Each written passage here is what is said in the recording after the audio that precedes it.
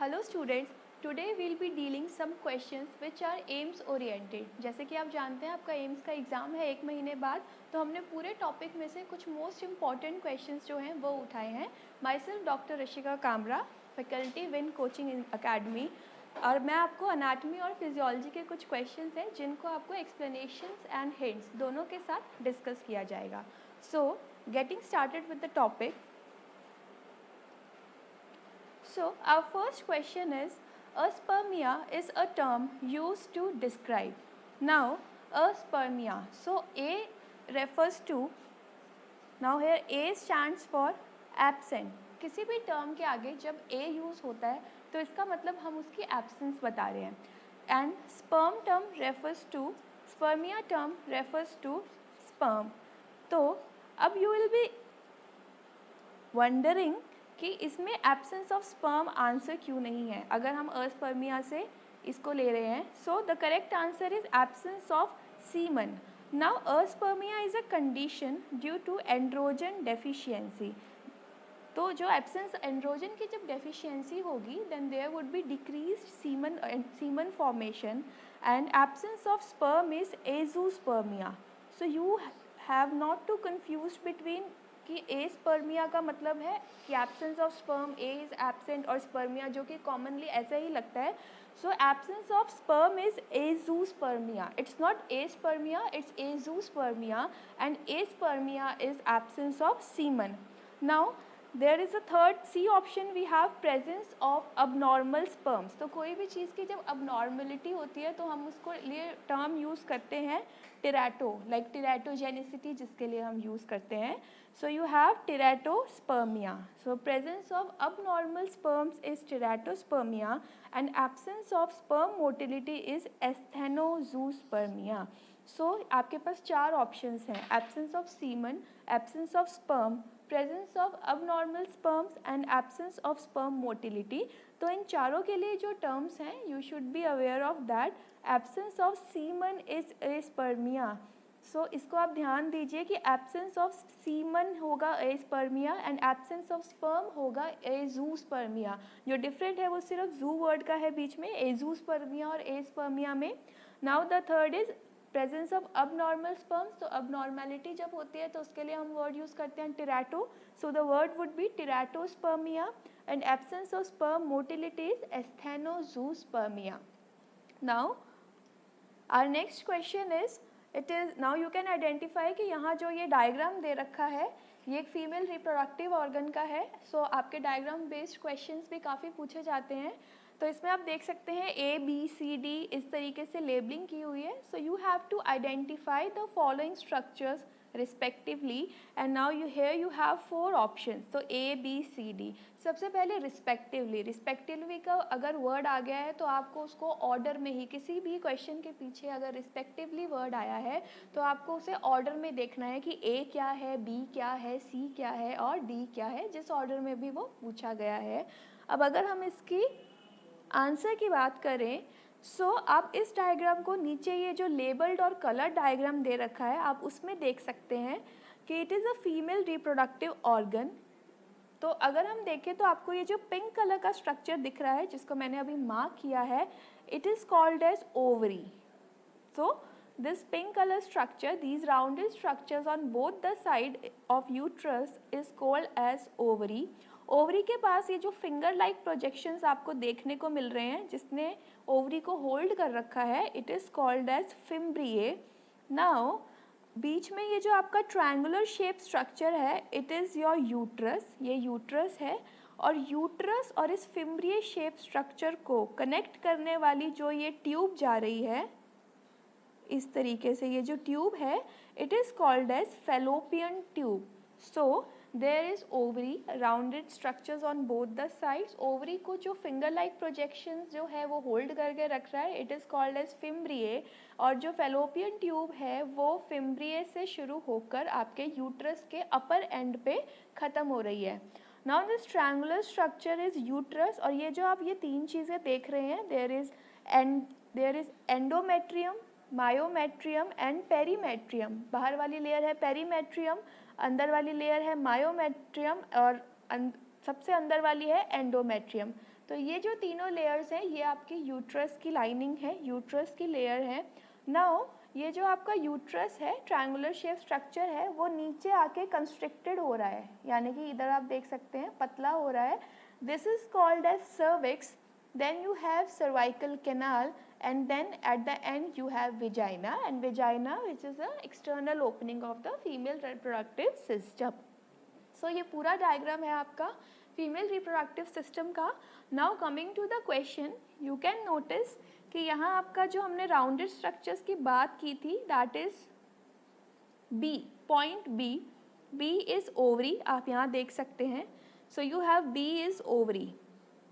तो आपको जो पॉइंट पता है या जो आपको पहले पता है, आप उससे ऑप्शंस को ऑड वन आउट निकाल सकते हैं। Now you have B ovary on this side and B ovary on this side. Now you are sure about ovary कि ये ओवरी ही है, तो आपका बी और डी तो सवाल ही नहीं है मार्क करने का। So the answer would be either A और C. Now next you have A में आपका ये फिंगर लाइक प्रोजेक्शन जो ओवरी को होल्ड करके रहता है, it is called as fimbriae.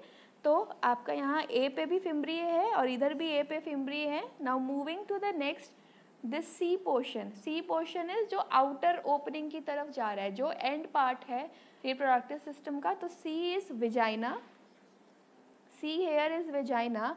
So here you have C is vagina and here C is uterus. So obviously the answer is A.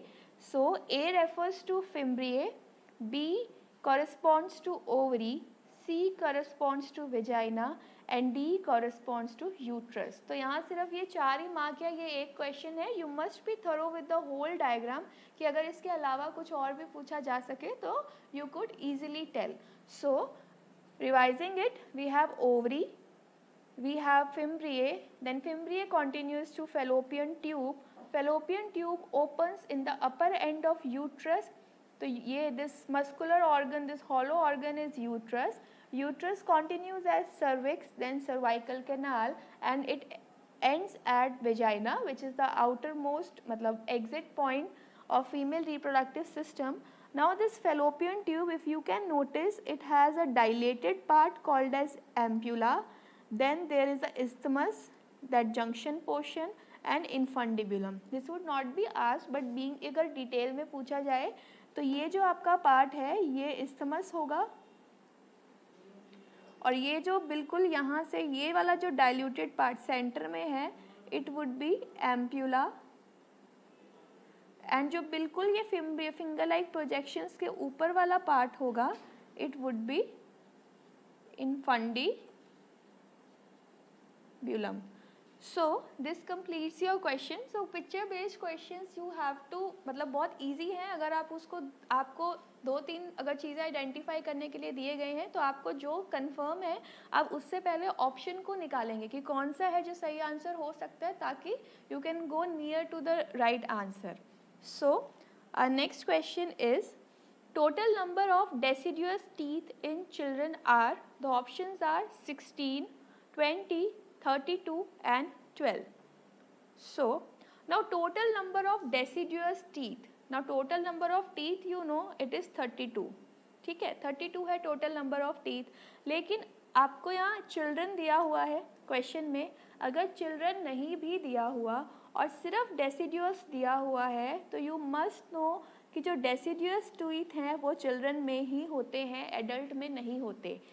adult में deciduous teeth are absent।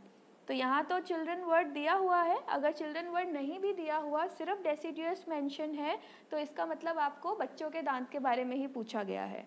Now deciduous teeth are also called as, deciduous की जगह अगर baby teeth है, milk teeth है या temporary teeth है तो it means the same, the question is the same कि बच्चे में कितने दांत हैं। और अगर इस डेसिडियस की जगह वर्ड दिया हुआ है परमानेंट, ठीक है, या तो परमानेंट वर्ड दिया होगा या परमानेंट वर्ड नहीं देके चिल्ड्रन की जगह एडल्ट पूछा हुआ है, तो क्वेश्चन जो है वो एंटायरली डिफरेंट हो जाएगा। नाउ सिर्फ यहाँ दो ही ऑप्शंस रहेंगे आपके पास। अगर टीथ पे कोई भी क्वेश्चन है तो आपको ये याद रखना है कि वहाँ पे दो ही टर्म्स आएंगी, या तो 20 आएगा या 32 आएगा। अगर पूछा है एडल्ट तो यू विल मार्क 32, और अगर पूछा है children, so here the correct answer is 20, तो you will mark 20. Now there are 20 in number, permanent में 32 है। So premolars are absent and dental formula है, आप देखेंगे कि डेंटल फॉर्मूला है जिसमें लिखा है कि T2102 divided by 2102 multiply by 2। अब इसका क्या मतलब है, इसका ये मतलब है कि ये जो आपका 2102 है, सो सबसे पहले आपको ये पता होना चाहिए कि हमारे पास कितने तरह के टीथ हैं हमारी ओरल कैविटी में। सो you have incisors, central incisors, then you have lateral incisors, then you have canines, then you have premolars and molars। ठीक है, तो अगर हम अभी एक मतलब अगर हम यहाँ अभी डेसिडियस डेंटिशन की बात करें, सो व्हाट डज 2102 रेफर्स। अब 2 का मतलब है जो डेसिडियस टीथ है टूथ होता है उसमें आपके 2 मोलर्स हैं,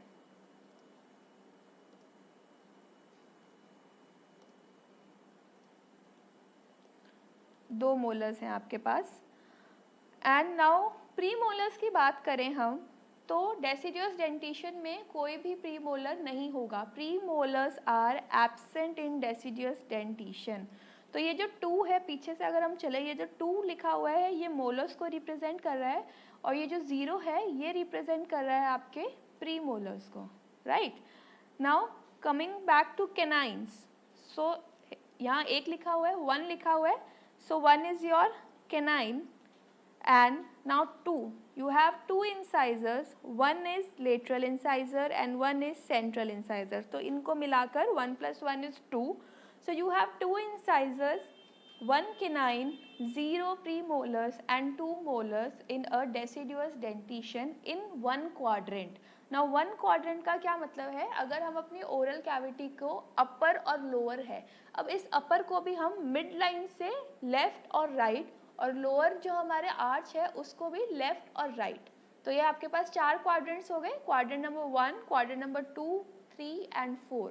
तो हमने अभी ये जो 2102 बोला है वो एक क्वाड्रेंट में है, यानी कि एक क्वाड्रेंट में 2 इंसाइजर्स है आपके पास, you have a single canine, you don't have any premolar, you have to remember कि डेसिडियस डेंटिशन में कोई भी प्रीमोलर नहीं होता, देन यू हैव 2 मोलर्स।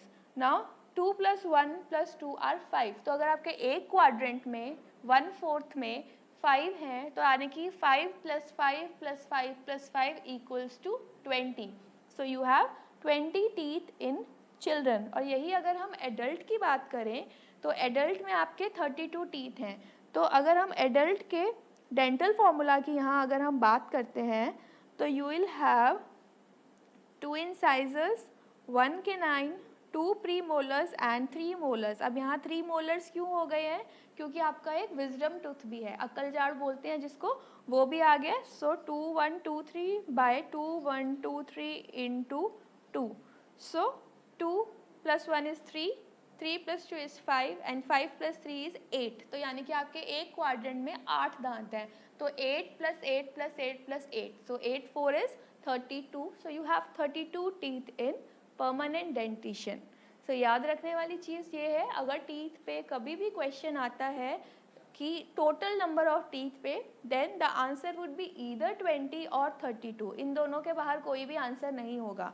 सो ना 16 ना 12, इन दोनों का आप छोड़ दीजिए। अब आपको ये देखना है कि आपसे डेसिडुअस डेंटिशन पूछा हुआ है या परमानेंट पूछा हुआ है। डेसिडुअस है then the answer would be 20 and permanent है then the answer would be 32। And the thing is to remember कि दोनों के डेंटिशन में इतना 20 और 32 दांत है, ये जो 12 दांत है वो कहाँ गए, कि बच्चे में प्री मोलर्स भी नहीं होते, प्लस उनमें थर्ड मोलर यानी कि अकल जाड़ भी नहीं होगी। तो यही डिफरेंस है जो इनमें आ रहा है। So I hope it is clear to you. Now moving to next, our next question is, all the following enzymes are secreted by gastrointestinal system except। Now जैसे हमने रिस्पेक्टिवली की बात की थी, तो रिस्पेक्टिवली वर्ड आता है तो इसका मतलब आपको लिखना है ऑर्डर वाइज कि क्या पूछा हुआ है, आपको उसी सीक्वेंस में आंसर देना है। Now if you get a word except, except का मतलब है कि ऑड वन आउट निकालना है आपको। एक्सेप्ट इज कि अब इस क्वेश्चन का ये मतलब है कि बाकी सारे एंजाइम्स डाइजेस्टिव सिस्टम के द्वारा सिक्रीट किए जाते हैं इसको छोड़कर, तो एक्सेप्ट इज छोड़कर, जो गलत आंसर है you have to mark that, except का मतलब है एक वही आंसर है जो उससे रिलेटेड नहीं है, बाकी जो तीनों आंसर हैं वो उससे रिलेटेड है। सो अगर हम इसके आंसर की बात करें तो its answer is angiotensin. Now why? Looking to the options, we have ptyalin, we have chymotrypsin and we have pepsin. Ptyalin, तो टाइलिन आपको पता है, टाइलिन एंजाइम जो है आपको सलाइवा यानी कि हमारी ओरल कैविटी में देखने को मिलता है, अगर आपने जीआईटी बहुत ध्यान से पढ़ा है तो। Now next is chymotrypsin. Chymotrypsin जो एंजाइम है वो पैंक्रियाज से बनता है, पैंक्रियाज में बनता है, पैंक्रियाज सिक्रीट करती है। एंड नेक्स्ट इज पेप्सिन, जो पेप्सिन है वो स्टमक सिक्रीट करता है। तो ये तीनों जो है टाइलिन, कीमोट्रिप्सिन और पेप्सिन, ये तीनों ही हमारे जीआईटी के ही कोई ऑर्गन्स है उनमें से सिक्रीट होते हैं। Now the odd one is angiotensin. अब एंजियोटेंसिन कहाँ से सिक्रीट होता है? एंजियोटेंसिन जो है वो हमारी किडनी से सिक्रीट होता है, जो बीपी रेगुलेशन, अगर आपने बीपी ब्लड प्रेशर जो रेगुलेशन के स्टेप्स हैं, जो मैकेनिज्म है जो ब्लड प्रेशर को रेगुलेट करते हैं, उसमें आप वर्ड पढ़ेंगे angiotensin. Moving to a broader term, you would have read about RAS. ये टर्म आपने बहुत बार पढ़ी होगी बीपी रेगुलेशन के time. So RAS stands for renin angiotensinogen activating system. So it stands for renin angiotensinogen activating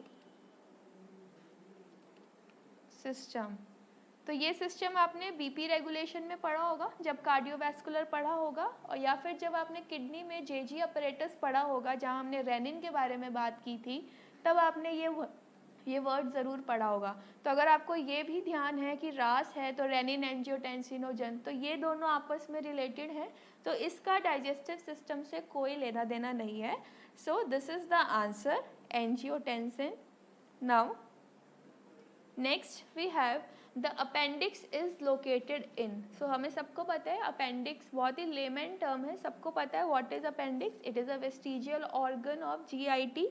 now next, अब vestigial का क्या मतलब होता है कि वो प्रेजेंट तो है लेकिन उसका कोई फंक्शन नहीं है, अगर वो हमारी बॉडी में ना भी हो तो भी उसका काम चलेगा। वेरी कॉमन अपेंडिक्साइटिस होता है जिसमें अपेंडिक्स रिमूव कराया जाता है। Now you have options like left cubital fossa, left iliac fossa, right popliteal fossa and right iliac fossa. Now अगर आप ऑप्शंस को ध्यान से देखें तो आप देखेंगे इधर क्यूबिटल वर्ड मेंशन है एंड इधर पॉप्लीटियल वर्ड मेंशन है। सो क्यूबिटल, जो क्यूबिटल फोसा, अगर आप ध्यान अपर लिम की तरफ जाएं तो cubital fossa is located in upper limb, upper limb का पार्ट है क्यूबिटल फोसा। सो अगर यहाँ लेफ्ट क्यूबिटल फोसा है तो आपकी लेफ्ट आर्म में जो आपकी एल्बो के ऑपोजिट जो फोसा है जहाँ आप फ्लेक्शन करते हैं एक्सटेंड उस समय, तो it is called as cubital fossa.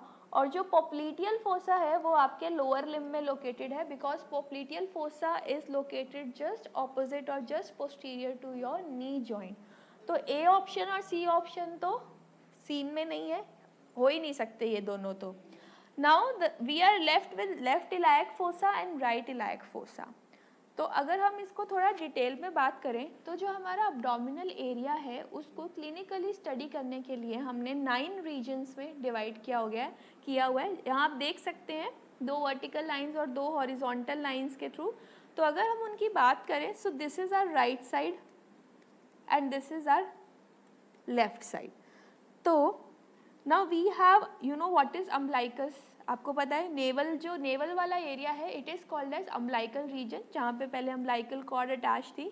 तो आप सेंटर से लेके चले तो this is your umbilical region centre में, ठीक है। नाउ इस अम्बलाइकस रीजन से ऊपर वाला जो रीजन है एपी, एपी वर्ड हमेशा अबव, कोई चीज़ अबव होती है तो उसके लिए हम यूज़ करते हैं वर्ड एपी, और कोई चीज़ अगर बिलो होती है तो उसके लिए हम वर्ड यूज़ करते हैं हाइपो।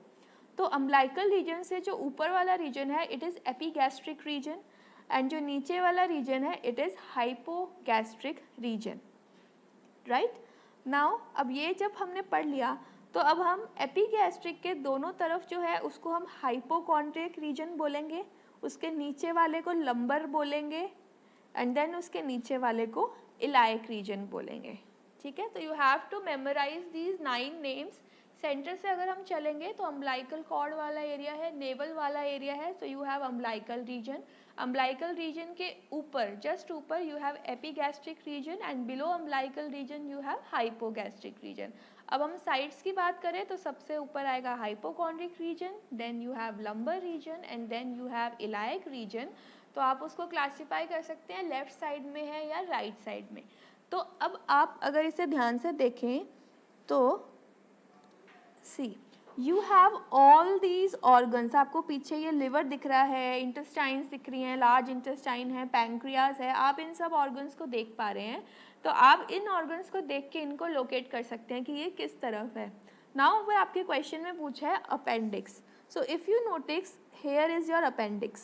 ये वाला जो पार्ट है छोटा सा, तो ये आपका अपेंडिक्स है. Now it is located in right iliac region. So your answer would be right iliac fossa. So appendix is located in right iliac fossa. ये यहाँ पे सिर्फ एक क्वेश्चन है, you must be thorough with it. तो आपको ये बाकी regions भी पता होने चाहिए, इनके नाम and which organ is located in that particular region. So our next question is the refractive error caused by the difference between curvature of cornea and lens is. So refractive error caused by the difference between curvature of cornea and lens. So the options are myopia, hypermyopia, astigmatism and keratomalacia. So what happens is हम ये चारों ही जो terms हैं वो eye defects के अंदर आती हैं. Very important topic, eye defects. बहुत questions पूछते हैं, इनके corrective lenses के बारे में पूछा जाता है. Now अगर हम आंसर की बात करें तो answer is astigmatism. Now what happen in astigmatism is, जो आपका क्वेश्चन पूछा गया है कि कॉर्निया का जो कर्वेचर है आई बॉल, अगर हम एक आई के स्ट्रक्चर में इफ़ यू रिमेंबर कि जो कॉर्निया है आई बॉल में आगे की तरफ, तो इसका जो कर्वेचर है उसके जो लॉस होने की वजह से जो आपको डिजीज़ होती है that is astigmatism. Now what happen in myopia and hyper myopia. Myopia में image is formed in front of retina, तो इसकी करेक्टिव लेंस आपको याद रखना है concave lens. And in hyper myopia इसके कॉन्ट्ररी, इसके उल्टा होगा, image is form behind retina and the corrective lens is convex lens. And what happens in keratomalacia is, kerato here is keratin, protein like protein है एक keratin, तो वो cornea में deposit हो जाता है जिसकी वजह से हेजीनेस या क्लाउडिंग हो जाती है. तो very common in old age. So it happens due to vitamin A deficiency. So ये चारों ही टर्म्स, इसमें ऑड वन आउट नहीं कर सकते क्योंकि ये चारों टर्म्स ही आई डिफेक्ट से रिलेटेड है जो कि हमारा क्वेश्चन है. तो आपको पता होना चाहिए कि चारों टर्म्स का मतलब क्या है, so that you can differentiate कि क्वेश्चन में क्या पूछा हुआ है. सो आपको ये दोनों लेंसेज के बारे में पता होना चाहिए कि what are the corrective lenses for myopia and hyper myopia. So here the answer is astigmatism. Astigmatism occurs due to loss in curvature of cornea. So next we have mode of transmission of trachoma from one person to another. The options are, it is by direct contact, indirect contact, inoculation or iatrogenic. Let us see its explanation. Now what is trachoma? ये भी है आपकी जो trachoma disease है वो भी आपकी आई से रिलेटेड है. It is a form of conjunctivitis, यानी कि जो आपका कंजक्टाइवा है वो इन्फ्लेमेशन हो जाती है उसमें. So trachoma is a form of conjunctivitis. इसका जो पैथोजन है, जो कॉजेटिव एजेंट है, it is chlamydia trachomatis. Now its transmission is by flies, clothing, bedding या एक्सुडेट्स, यानी कि जब शेयरिंग है, शेयरिंग पे है. तो अगर कोई चीज़ जो है, कोई डिजीज़ है वो शेयरिंग से हो रही है तो द आंसर वुड बी है इनडायरेक्ट कांटेक्ट. डायरेक्ट कांटेक्ट का मतलब है टच करने से. जब आप डायरेक्ट कांटेक्ट में आते हैं तो वो होती है आपकी डायरेक्ट कांटेक्ट से फैलने वाली diseases. So here you won't have this direct contact. Trachoma जो है it is transmitted by flies, clothing, bedding और exudate. So the answer would be indirect contact. Now what does this inoculation and iatrogenic means? Iatrogenic means कि जो आपका doctor है या जो nurse आपको हैंडल कर रही है उनकी वजह से अगर कोई डिजीज़ होती है तो it is called as iatrogenic. And next is inoculation, कि अगर हम उस पर्टिकुलर पैथोजन को ग्रो कराएं तो उसकी वजह, that term is known as inoculation. तो इनोक्यूलेशन एंड आइट्रोजेनिक तो नहीं होंगे, so it would be indirect contact, क्योंकि ये छूने से नहीं फैल रही है, so that is why the answer is indirect contact. Now next, most of the infections spread to the ear from throat through. देखिए, अब अगर हम यहाँ क्वेश्चन में देखें कि कोई जो ज़्यादातर इन्फेक्शन है वो ईयर से थ्रोट या थ्रोट से ईयर, गला खराब है तो कान में दर्द है, या कान में कोई इन्फेक्शन है तो वो गले में भी आ रहा है। तो अगर कोई इन्फेक्शन एक ऑर्गन से दूसरी तरफ जा रहा है तो इट मीन्स कि कोई ओपनिंग है, यानी कि कोई ऐसा रास्ता है वहाँ पे जिसके थ्रू बैक्टीरिया ट्रैवल कर रहे हैं, इन्फेक्शन ट्रैवल करना है। Now you have to mention कि यहाँ है cochlea, tympanic membrane, ear canal and eustachian tube. तो the answer would be eustachian tube. तो बहुत इजी क्वेश्चन है ये। तो यूस्टेशियन ट्यूब का दूसरा नाम है otopharyngeal. Oto stands for ear and pharyngeal word जो है वो फेरिंग्स के लिए आया हुआ है, थ्रोट में बेसिकली फेरिंग्स यहीं लोकेटेड है, तो ओटोफेरेंजियल, या इसका नाम है ऑडिटरी ट्यूब। तो ये जो आपकी ऑडिटरी ट्यूब है या यूस्टेशियन ट्यूब है, एक ट्यूबुलर स्ट्रक्चर है जो कहाँ कहाँ ओपन होता है। आपके ईयर के 3 पार्ट होते हैं, एक्सटर्नल ईयर, मिडल ईयर और इनर ईयर। तो मिडल ईयर से ये ओपनिंग शुरू होती है और नेज़ोफेरिंग्स में जाके खुलती है। फेरिंग्स जो है उसके भी 3 पार्ट हैं, तो उसका जो सेकेंड पार्ट है नेज़ोफेरिंग्स, उसको कनेक्ट करने वाला मिडल ईयर से जो स्ट्रक्चर है दैट इज़ यूस्टेशियन ट्यूब। और इसी ट्यूब की वजह से जो इन्फेक्शन है वो ईयर टू थ्रोट या थ्रोट टू ईयर आ सकता है। तो मोस्ट कॉमन जो इन्फेक्शन है वो है otitis media. So you often get a question on this otitis media and the answer would be eustachian tube. इससे related भी कोई answer आएगा तो it would be eustachian tube. So you have to remember कि eustachian tube जो है वो खुलती किस किस के बीच में है, it is a extension between middle ear and nasopharynx. तो इसी वजह से जो infections हैं वो transfer होते हैं ear से throat और vice versa. Now the next is which of the following system is involved in removal of carbon dioxide? very easy, बहुत simple question है, इसमें कोई दिमाग लगाने वाली चीज़ नहीं है। कार्बन डाइऑक्साइड का रिमूवल करना है, so the answer would be respiratory system, क्योंकि CO2 O2 जो गैसेस को हैंडल करने वाला जो सिस्टम है that is respiratory system. So the answer is respiratory system. Respiratory system is involved in the removal of carbon dioxide from the body. Now next, the cartilage that completely encircles the larynx with narrow part anteriorly and broader part posteriorly. Now first of all, what is cartilage? Cartilage एक connective tissue है जो bone से कम strength का होता है, इसमें flexibility होती है, ठीक है। अब जो लैरिंक्स की अगर हम बात करें तो लैरिंक्स जो है वो हमारा कार्टिलेजिनस स्ट्रक्चर है कम्प्लीटली। लैरिंक्स जिसमें हमारा वॉइस बॉक्स होता है, तो लैरिंक्स जो है वो कार्टिलेजिनस स्ट्रक्चर है, तो उसके खूब सारे कार्टिलेज है। ये जो आप चारों पढ़ेंगे ना, थायरॉइड, क्रिकॉइड, एरिटिनॉइड, ठीक है, इनमें से थायरॉइड तो नहीं, क्रिकॉइड और एरिटिनॉइड, ठीक है, ये दोनों ही इसमें लैरिंक्स के कार्टिलेज है ना। इसमें टोटल 9 कार्टिलेजेस हैं, पेयर्ड और अनपेयर्ड अगर हम बात करें तो। सो अब आपको वो कार्टिलेज बताना है जिसमें ये शेप मेंशन कर रखी है कि जो आगे से तो anteriorly it has narrow part and posteriorly it has broader part. तो अगर अब हम एक रिंग की बात करें, जो अंगूठी हम पहनते हैं तो अंगूठी के शेप का होता है, तो आप ये मान के चलिए जो आपकी ये वाली चीज़ होगी, जो आगे ये जो पतली वाली पार्ट है वो आगे की तरफ है एंटीरियरली, और जो मोटा जो आपकी अंगूठी में डिज़ाइन वाला पार्ट है वो पोस्टीरियरली प्रेजेंट है, तो आपको वो कार्टिलेज मेंशन करना है। सो नेक्स्ट अगर हम ऑप्शन देखें तो थायरॉइड ऑप्शन में नहीं होगा, एपिग्लॉटिस भी लैरिंक्स में नहीं आएगा, कार्टिलेज नहीं है, लैरिंक्स का पार्ट है लेकिन कार्टिलेज नहीं है, तो ये भी नहीं आएगा।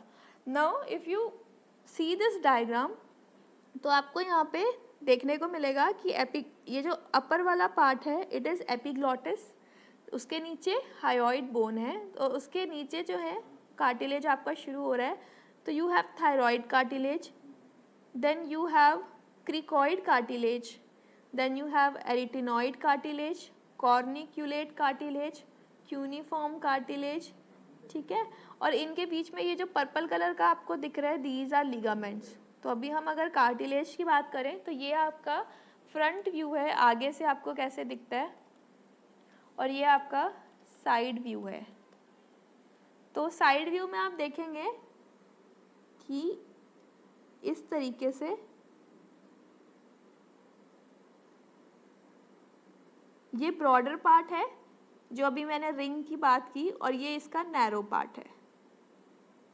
सो the answer is cricoid cartilage. Cricoid cartilage has its narrow part anteriorly, ये देखिए ये नैरो पार्ट है इसका आगे की तरफ, और पीछे की तरफ जैसे जैसे ये जा रहा है ये पोस्टीरियरली जो है ब्रॉड होता जा रहा है। So it has a characteristic signet ring appearance. तो सिग्नेट रिंग अपीयरेंस अगर आए तो भी आपका आंसर होगा क्रिकॉइड कार्टिलेज, और अगर इस तरीके से आए कि आगे की तरफ से एंटीरियरली पतला है और पीछे जाके ब्रॉड हो जाता है posteriorly, then the answer would be cricoid cartilage. And बाकी सबके you must know the names of cartilage of larynx. So इस डायग्राम में आप बहुत ईजिली से देख सकते हैं इसके साइड व्यू में कि आगे से पतला है और पीछे जाके ब्रॉड हो रहा है। So the answer is cricoid cartilage.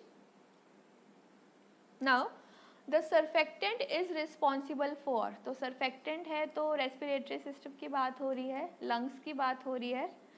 So now surfactant is responsible for, उसका फंक्शन पूछा गया है। So the options are prevention of pulmonary embolism, development of alveoli, prevention of collapse of alveoli, prevention of bronchitis. तो surfactant जो है वो physiologically ही present है हमारे लंग्स में, हमारी एल्वियोलाई में। Now what does it do, अगर आप ये डायग्राम देखें तो ये लंग्स में जो ये जो आपको ये बलून लाइक स्ट्रक्चर दिख रहा है ना, दिस इज एल्वियोलाई।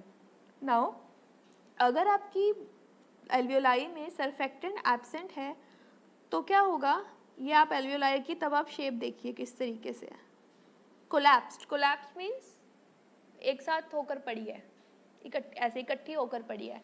और अगर यहाँ आप एल्वियोलाई की शेप देखेंगे तो इट इज़ राउंडेड, अलग से है, हवा भरी हुई है, आराम से अलग से है। तो ये आप देखेंगे कि जो आपको ये राउंडेड स्ट्रक्चर दिख रहा है तो it is blue in colour, और जो आपका ये कोलैप्स्ड है that is red in colour. तो ये जो ब्लू इन कलर है ना, ये जो अपनी शेप को मेंटेन करे हुए है ये alveoli, it is due to surfactant, surfactant की वजह से ही है। तो अगर ये अपनी शेप को अच्छे से मेंटेन करेगा तो जो आपका ऑक्सीजन और कार्बन डाइऑक्साइड का एक्सचेंज है वो भी प्रॉपर हो सकेगा, तो ऑक्सीजनेशन अच्छी हो पाएगी। और अगर ये कोलैप्स रहेगा, एल्वियोलाई जो है वो सिंगल लेयर स्ट्रक्चर ही तो है, उसका काम ही है कि यहाँ पे ऑक्सीजन का और एक्सचेंज करना, ऑक्सीजन देना और कार्बन डाइऑक्साइड लेना। अगर वो ही कोलैप्स हो जाएगा तो ये आपका जो फंक्शन है ये नहीं हो पाएगा एक्सचेंज वाला। तो what is the purpose of having collapsed alveoli? So the surfactant का क्या काम है, surfactant prevents the collapse of alveoli, alveoli को अपनी शेप को मेंटेन करने में हेल्प करता है। यहाँ आप देख सकते हैं दोनों की शेप में क्या डिफरेंस है। So pulmonary surfactant reduces surface tension at the air water interface in the alveoli. Now this, ये जो आपको दिख रहा है ये इस स्कैलोप्ड मैनर में है, दिस इज द इंटरफेस। यहाँ पे सरफेस टेंशन को कम करता है, और सरफेस टेंशन के कम होने की वजह से एल्वियोलाई जो है वो अपना शेप मेंटेन करके रखता है। So in this manner surfactant reduces the work associated with breathing. अब इसमें है काफ़ी लोड होगा, सांस लेने में तकलीफ होगी क्योंकि ऑक्सीजन कम निकल रहा है यहाँ से। आप एयर में तो पूरा ले रहे हैं लेकिन एल्वियोलाई जो है वो अपने आप में इतना कैपेबल नहीं है कोलैप्स होने की वजह से कि वो उसको ब्लड में दे सके। एंड ये देखिए इधर blue red, this blue stands for deoxygenated blood and this red जो है it indicates the oxygenated blood. और यहाँ आप देखेंगे कि जब एल्वियोलाई का शेप प्रॉपर है, सर्फेक्टेंट की वजह से कोलैप्स नहीं है, तो it is able to oxygenate the blood in a well mannered form. So the function of surfactant is to prevent the collapse of alveoli. Now the main muscle of respiration is, so the main muscle of respiration, the answers are the diaphragm, rectus abdominis, and scalenus anterior and internal intercostal. So moving to the answer, we have the answer is diaphragm. Here you can say कि diaphragm इस तरीके से dome shape muscle है तो जो diaphragm muscle है जो ऊपर की तरफ है हमारे लंग्स को सपोर्ट करती है इस तरीके से। तो लंग्स के नीचे, इसके ऊपर, यहाँ इस पोजीशन पे आपके जो लंग्स हैं वो प्रेजेंट होते हैं। तो the primary muscle of respiration is diaphragm, ठीक है। जो रेक्टस अब्डोमिनस है वो यहाँ इस एरिया में होती है, अब्डोमिन की मसल है। Now internal intercostal, you would confuse between diaphragm and internal intercostal, क्योंकि इंटरकोस्टल मसल है तो वो यहाँ रिब्स के बीच में प्रेजेंट होगी, बट ये मसल बहुत छोटी होती है। तो it is not the main muscle of respiration, it is the accessory muscle of respiration, help करता है इंस्पिरेशन में, एक्सपिरेशन में। लेकिन यहाँ आपका क्वेश्चन है प्राइमरी मसल, जो आपकी मेन जो मसल है, तो it is diaphragm, parachute shape या डोम शेप की होती है। सो अगर आपसे मेन मसल पूछा गया है then the answer would be diaphragm, और अगर आपसे सिर्फ मसल्स ऑफ रेस्पिरेशन पूछा हुआ है then there are n number of respiratory muscle, internal intercostal है, एक्सटर्नल इंटरकोस्टल है, इवन रेक्टस अब्डोमिनस तो नहीं, उसमें डायफ्रागम भी आ जाएगा, और अब्डोमिन की भी एक दो मसल्स हैं जो पार्टिसिपेट करती हैं रेस्पिरेशन में, but the primary muscle is diaphragm. और डायफ्रागम एक बहुत ह्यूज मस्कुलर स्ट्रक्चर है that separates the thoracic cavity from abdominal cavity. इसके नीचे अब्डोमिनल कैविटी शुरू हो जाती है, उसके ऊपर आपकी थोरैसिक कैविटी रहती है। So next the question is the synthesis of uric acid mainly takes place. Now you would confuse कि अब यूरिक एसिड है तो भाई कुछ एक्सक्रीटरी से रिलेटेड होगा तो आप उसको किडनी मार्क कर दें, but no, the answer is liver, ठीक है। तो यूरिक एसिड का एक्सक्रीशन नहीं पूछा है, सिंथेसिस पूछा गया है। तो यूरिक एसिड कहाँ बनता है? यूरिक एसिड लिवर में बनता है। So you have to memorise कि uric acid is synthesized in liver. Question पे ध्यान देना है कि यूरिक एसिड आते ही फटाफट एक्सक्रीटरी सिस्टम की तरफ नहीं जाना है, it is a metabolic waste. और किसके मेटाबॉलिक वेस्ट से बना है ये? Purine metabolism. जो हमारे प्यूरिन्स बनते हैं उनका जब मेटाबॉलिज्म होता है, डीएनए में हमारे प्यूरिन्स प्रेजेंट होते हैं, तो प्यूरिन्स का जब मेटाबॉलिज्म होता है, जब वो डिग्रेड होते हैं, ख़त्म होते हैं, तो उनका जो एंड प्रोडक्ट है दैट इज़ यूरिक एसिड। और जो ये डिग्रेडेशन हो रहा है, मतलब ये जो प्यूरिन का मेटाबॉलिज्म हो रहा है, that takes place in liver. So you have to memorise कि यूरिक एसिड का synthesis occurs in liver. Now next is active transport of substance from blood to kidney. तो यहाँ हम बात करेंगे, जब ये टॉपिक आपने, ये टर्म्स आपने तब पढ़ी होगी जब आप यूरिन फॉर्मेशन आपने पढ़ा होगा एक्सक्रीटरी सिस्टम में, urine formation and urine concentration, तो वहाँ आपको इसके बारे में बताया गया होगा। नाउ अगर ब्लड से कोई सब्सटेंस जो है वो किडनी में आ रहा है, तो you have here 4 terms: osmosis, tubular secretion, filtration and tubular reabsorption. अब हम अगर इनको एक एक करके देखें, now this is your afferent arteriole, efferent arteriole, ये आपका बोमन कैप्सूल वाला पार्ट है, ठीक है। बोमन कैप्सूल के अंदर आपकी बहुत, ये इन दोनों के बीच का जो एनास्टोमोसिस, जो ग्लोमेरुलर कैपिलरी एक नेटवर्क बन रहा है, then this is your renal tubule. ये डायग्राम आपने पहले भी देखा होगा। Now what does these terms means? Osmosis का मतलब आप सबको पता ही है क्या होता है, ठीक है। Now next we have tubular secretion, filtration और ट्यूबुलर रीअब्जॉर्प्शन। ये 3 टर्म्स जो हैं जो आपने यहाँ देखनी है। So you have filtration. Filtration का क्या मतलब है? फिल्टर होना। सो this is the site of filtration, ये नंबर 1 आप देख सकते हैं। यानी कि फिल्ट्रेशन का क्या मतलब है? जो ये बोमन कैप्सूल के अंदर ये जो कैपिलरीज हैं, तो ये कैपिलरीज एक सीव का काम करती हैं। सीव मीन्स जो छन्नी, जैसे चाय छन्नी होती है, तो जो छन्ने का काम है, जो कैपिलरीज से छन कर डायरेक्टली जो है वो बोमन्स कैप्सूल में आ रही है जो चीज़, that is called as filtration, that process is called as filtration, ठीक है।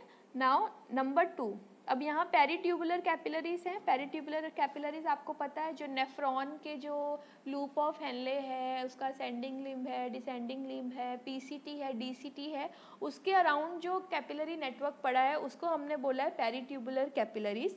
तो अब यहाँ हम, ये जिस ब्लड की बात हो रही है ना, ये इस ब्लड यहाँ बात हो रही है, इन कैपिलरीज की बात हो रही है। तो जब भी कोई चीज़ इस ब्लड से निकलकर यूरिन फॉर्मेशन वाली इसमें आ जाए, रीनल टिब्यूल में आ रही है, वो नेफ्रिन की किसी टिब्यूल में आ रही है, so the process is secretion. जब ब्लड से, ये देखिए ये आप एरो देख सकते हैं, जब ब्लड से रीनल ट्यूब्यूल में कोई चीज़ आती है so the process is secretion. आप एक याद रख लीजिए तो दूसरा इसका ऑपोजिट है। और जब रीनल ट्यूब्यूल से कोई चीज़ वापस लौट रही है बॉडी की तरफ तो it would be called reabsorption. Reabsorption, body ने उसको दोबारा खुद में ले लिया, उसको एक्सक्रीशन वाले एक्सक्रीटरी पार्ट में नहीं जाने दिया। तो जब बॉडी अपनी चीज़ वापस ले लेती है, वापस लेना, वापस इज री मीन्स अगेन। तो जब बॉडी ने वापस इसको ले लिया, मतलब जो फिल्ट्रेट निकला था, बॉडी ने फिल्ट्रेशन के बाद जो चीज़ बची दैट वाज फिल्ट्रेट, बॉडी ने फिल्ट्रेट से अपने में दोबारा खींच लिया, it is called as reabsorption and the opposite is called as secretion. और ये 4 नंबर इंडिकेट कर रहा है आपका एक्सक्रीशन, जो यूरिन के फॉर्म में जितना भी आपका जो चीज़ें थी वो बाहर निकल गई, तो that process is called excretion. तो यहाँ फिल्ट्रेशन तो होगा नहीं, ठीक है। Now you are left with tubular secretion and tubular reabsorption. अब ब्लड से किडनी में जा रहा है, now here you can say blood से किडनी में जा रहा है, ये थर्ड वाला है ना, ये वाला। तो ब्लड से किडनी में जा रहा है, so the answer is tubular secretion. और अगर यही क्वेश्चन उल्टा हो कि किडनी से ब्लड में जा रहा है, यानी कि ब्लड इज बॉडी, बॉडी में है ना ब्लड, तो किडनी ने तो बाहर निकालना है, तो बॉडी ने वापस अपनी चीज़ ले ली, तो it would be called as tubular reabsorption. So अगर आप इसको एक टर्म याद रखें तो दूसरी would be opposite to it and you would easily remember. So यहाँ the answer is tubular secretion which means active transport of substances from blood to kidney. Now, which of the following is not filtered out during glomerular filtration? अगर अभी हम पीछे की बात करें तो अभी हम इस स्टेप की बात कर रहे हैं, ग्लोमेरुलर फिल्ट्रेशन की अगर हम बात करें तो इस स्टेप की। तो इस स्टेप में ये जो फिल्ट्रेशन वाला पार्ट है, इसमें मोस्ट ऑफ द चीज़ें जो है, अभी हमने बोला कि it is a sieve like structure, एक छन्नी की तरह काम करता है, तो इसमें मोस्ट ऑफ द थिंग्स जो है वो फिल्टर आउट हो जाती हैं, एक्सेप्ट, अब वही एक्सेप्ट है वही, तो इस अगला क्वेश्चन है which of the following is not filtered, क्या है जो नहीं फिल्टर्ड होता during glomerular filtration. The options are plasma proteins, water, salt and glucose. तो अब आप इसमें ये नहीं होगा आंसर कि देखिए वाटर और सॉल्ट तो चलो है ही है, ये तो आप इजीली बता देंगे, लेकिन आप सोचेंगे ग्लूकोज तो नॉर्मल, मतलब डायबिटीज़ में ग्लूकोज निकलता है, ग्लूकोज तो नॉर्मल निकलता नहीं है। लेकिन यहाँ हम ग्लोमेरुलर फिल्ट्रेशन की बात कर रहे हैं जिसमें ऑलमोस्ट सारी चीज़ें फिल्ट्रेट होके आती हैं नीचे, बाद में कुछ जो चीज़ है वो रीअब्जॉर्ब हो जाती हैं। तो ये जो ग्लूकोज है वो फिल्टर तो होता है, लेकिन सेकंड या जो हमारा थर्ड स्टेप था उसमें सेकंड स्टेप में ये रीअब्जॉर्ब हो जाता है, बॉडी इसको वापस खींच लेती है, बट एक बार ये फिल्टर होता है। एंड द क्वेश्चन इज इसमें से क्या है जो फिल्टर नहीं होता, जो होता ही नहीं है। So the answer is plasma protein. Plasma proteins और आरबीसीज, ये दोनों चीज़ें आपको याद रखनी है कि प्लाज्मा प्रोटीन्स और जो आपके रेड ब्लड सेल्स हैं, इनको छोड़कर सब कुछ फिल्टर होता है, ठीक है। ये दोनों चीज़ें नहीं फिल्टर होती क्योंकि इनका जो साइज़ है, अब हमने जब कैपिलरीज में अगर हम बात करें तो अगर ये ब्लड कैपिलरीज हैं तो ये उसका एपिथेलियम है। तो आप देख सकते हैं ये जो बीच में बहुत छोटे छोटे पोर्स हैं, इन्हीं पोर्स के थ्रू तो डिफ्यूजन होता है और ये चीज़ें क्रॉस करती हैं, फिल्ट्रेशन में आती हैं। तो जो आरबीसीज और प्लाज्मा प्रोटीन्स है ना, इनका डायामीटर जो है इनसे बड़ा है, ठीक है, it is larger in size, इनका जो डायामीटर है इनसे बड़ा है, तो यानी कि साइज़ बड़ा है। तो अगर किसी सब्सटेंस का साइज पोर साइज से बड़ा है तो वो उसको क्रॉस करेगा ही नहीं, तो वो ब्लड वेसल में ही रहेगा, वो आएगा घूमते वापस चला जाएगा, वो फिल्ट्रेट नहीं होगा। So here the answer is plasma protein. So plasma protein is a substance that is not filtered out during glomerular filtration. Now which of the following is known as master gland. सुनकर ये कभी भी अगर आप endocrine वाला part शुरू करेंगे, कोई भी जब आपकी जो फर्स्ट ग्लैंड आप पढ़ते हैं that is the master gland, very important. Now the options are thyroid gland, pituitary gland, adrenal gland and pancreas. So the answer is pituitary gland, so common Pituitary gland is called as master gland because it controls secretion of other glands. Pituitary gland, ये देखिए आप ये diagram से देख सकते हैं कि ये pituitary gland है, हाइपोथैलेमस के नीचे की तरफ स्टॉक से जो जुड़ा हुआ है. It is anterior pituitary and this is posterior pituitary. तो जो anterior pituitary से इतने सारे एरोस निकल रहे हैं ना, तो ये है, इनको सिक्रीट करता है, बनाता है. तो ये ग्रोथ हार्मोन को बनाएगा जो आगे बोन मसल्स ऑर्गन में जाएगा. ये प्रोलैक्टिन को बना रहा है, ये ल्यूटिनाइजिंग हार्मोन को बना रहा है, ये फॉलिकल स्टिमुलेटिंग हार्मोन को बना रहा है, ये ACTH को बना रहा है, ये TSH को बना रहा है. अब होता क्या है कि ये जो सारे हार्मोन्स हैं ना, ये बनते तो अपने अपने ऑर्गन्स में ही हैं, लेकिन इनको रिलीज करने के लिए जो हार्मोन की ज़रूरत होता है ना, जितने भी रिलीजिंग हार्मोन्स हैं वो पिट्यूटरी के एंटीरियर पार्ट से निकलते हैं. एंटीरियर पिट्यूटरी जो है वो सारे रिलीजिंग हार्मोन्स को निकालेगा. वो रिलीजिंग हार्मोन्स फिर इन ऑर्गन्स में काम करेंगे और एक पर्टिकुलर फिर हार्मोन बनाएंगे. सो जब तक रिलीजिंग हार्मोन नहीं होगा तो ये जो मेन हार्मोन है, जो एक्टिंग हार्मोन है, वो भी नहीं बनेगा. So that is why pituitary gland is called as master gland because it controls the secretion of other glands.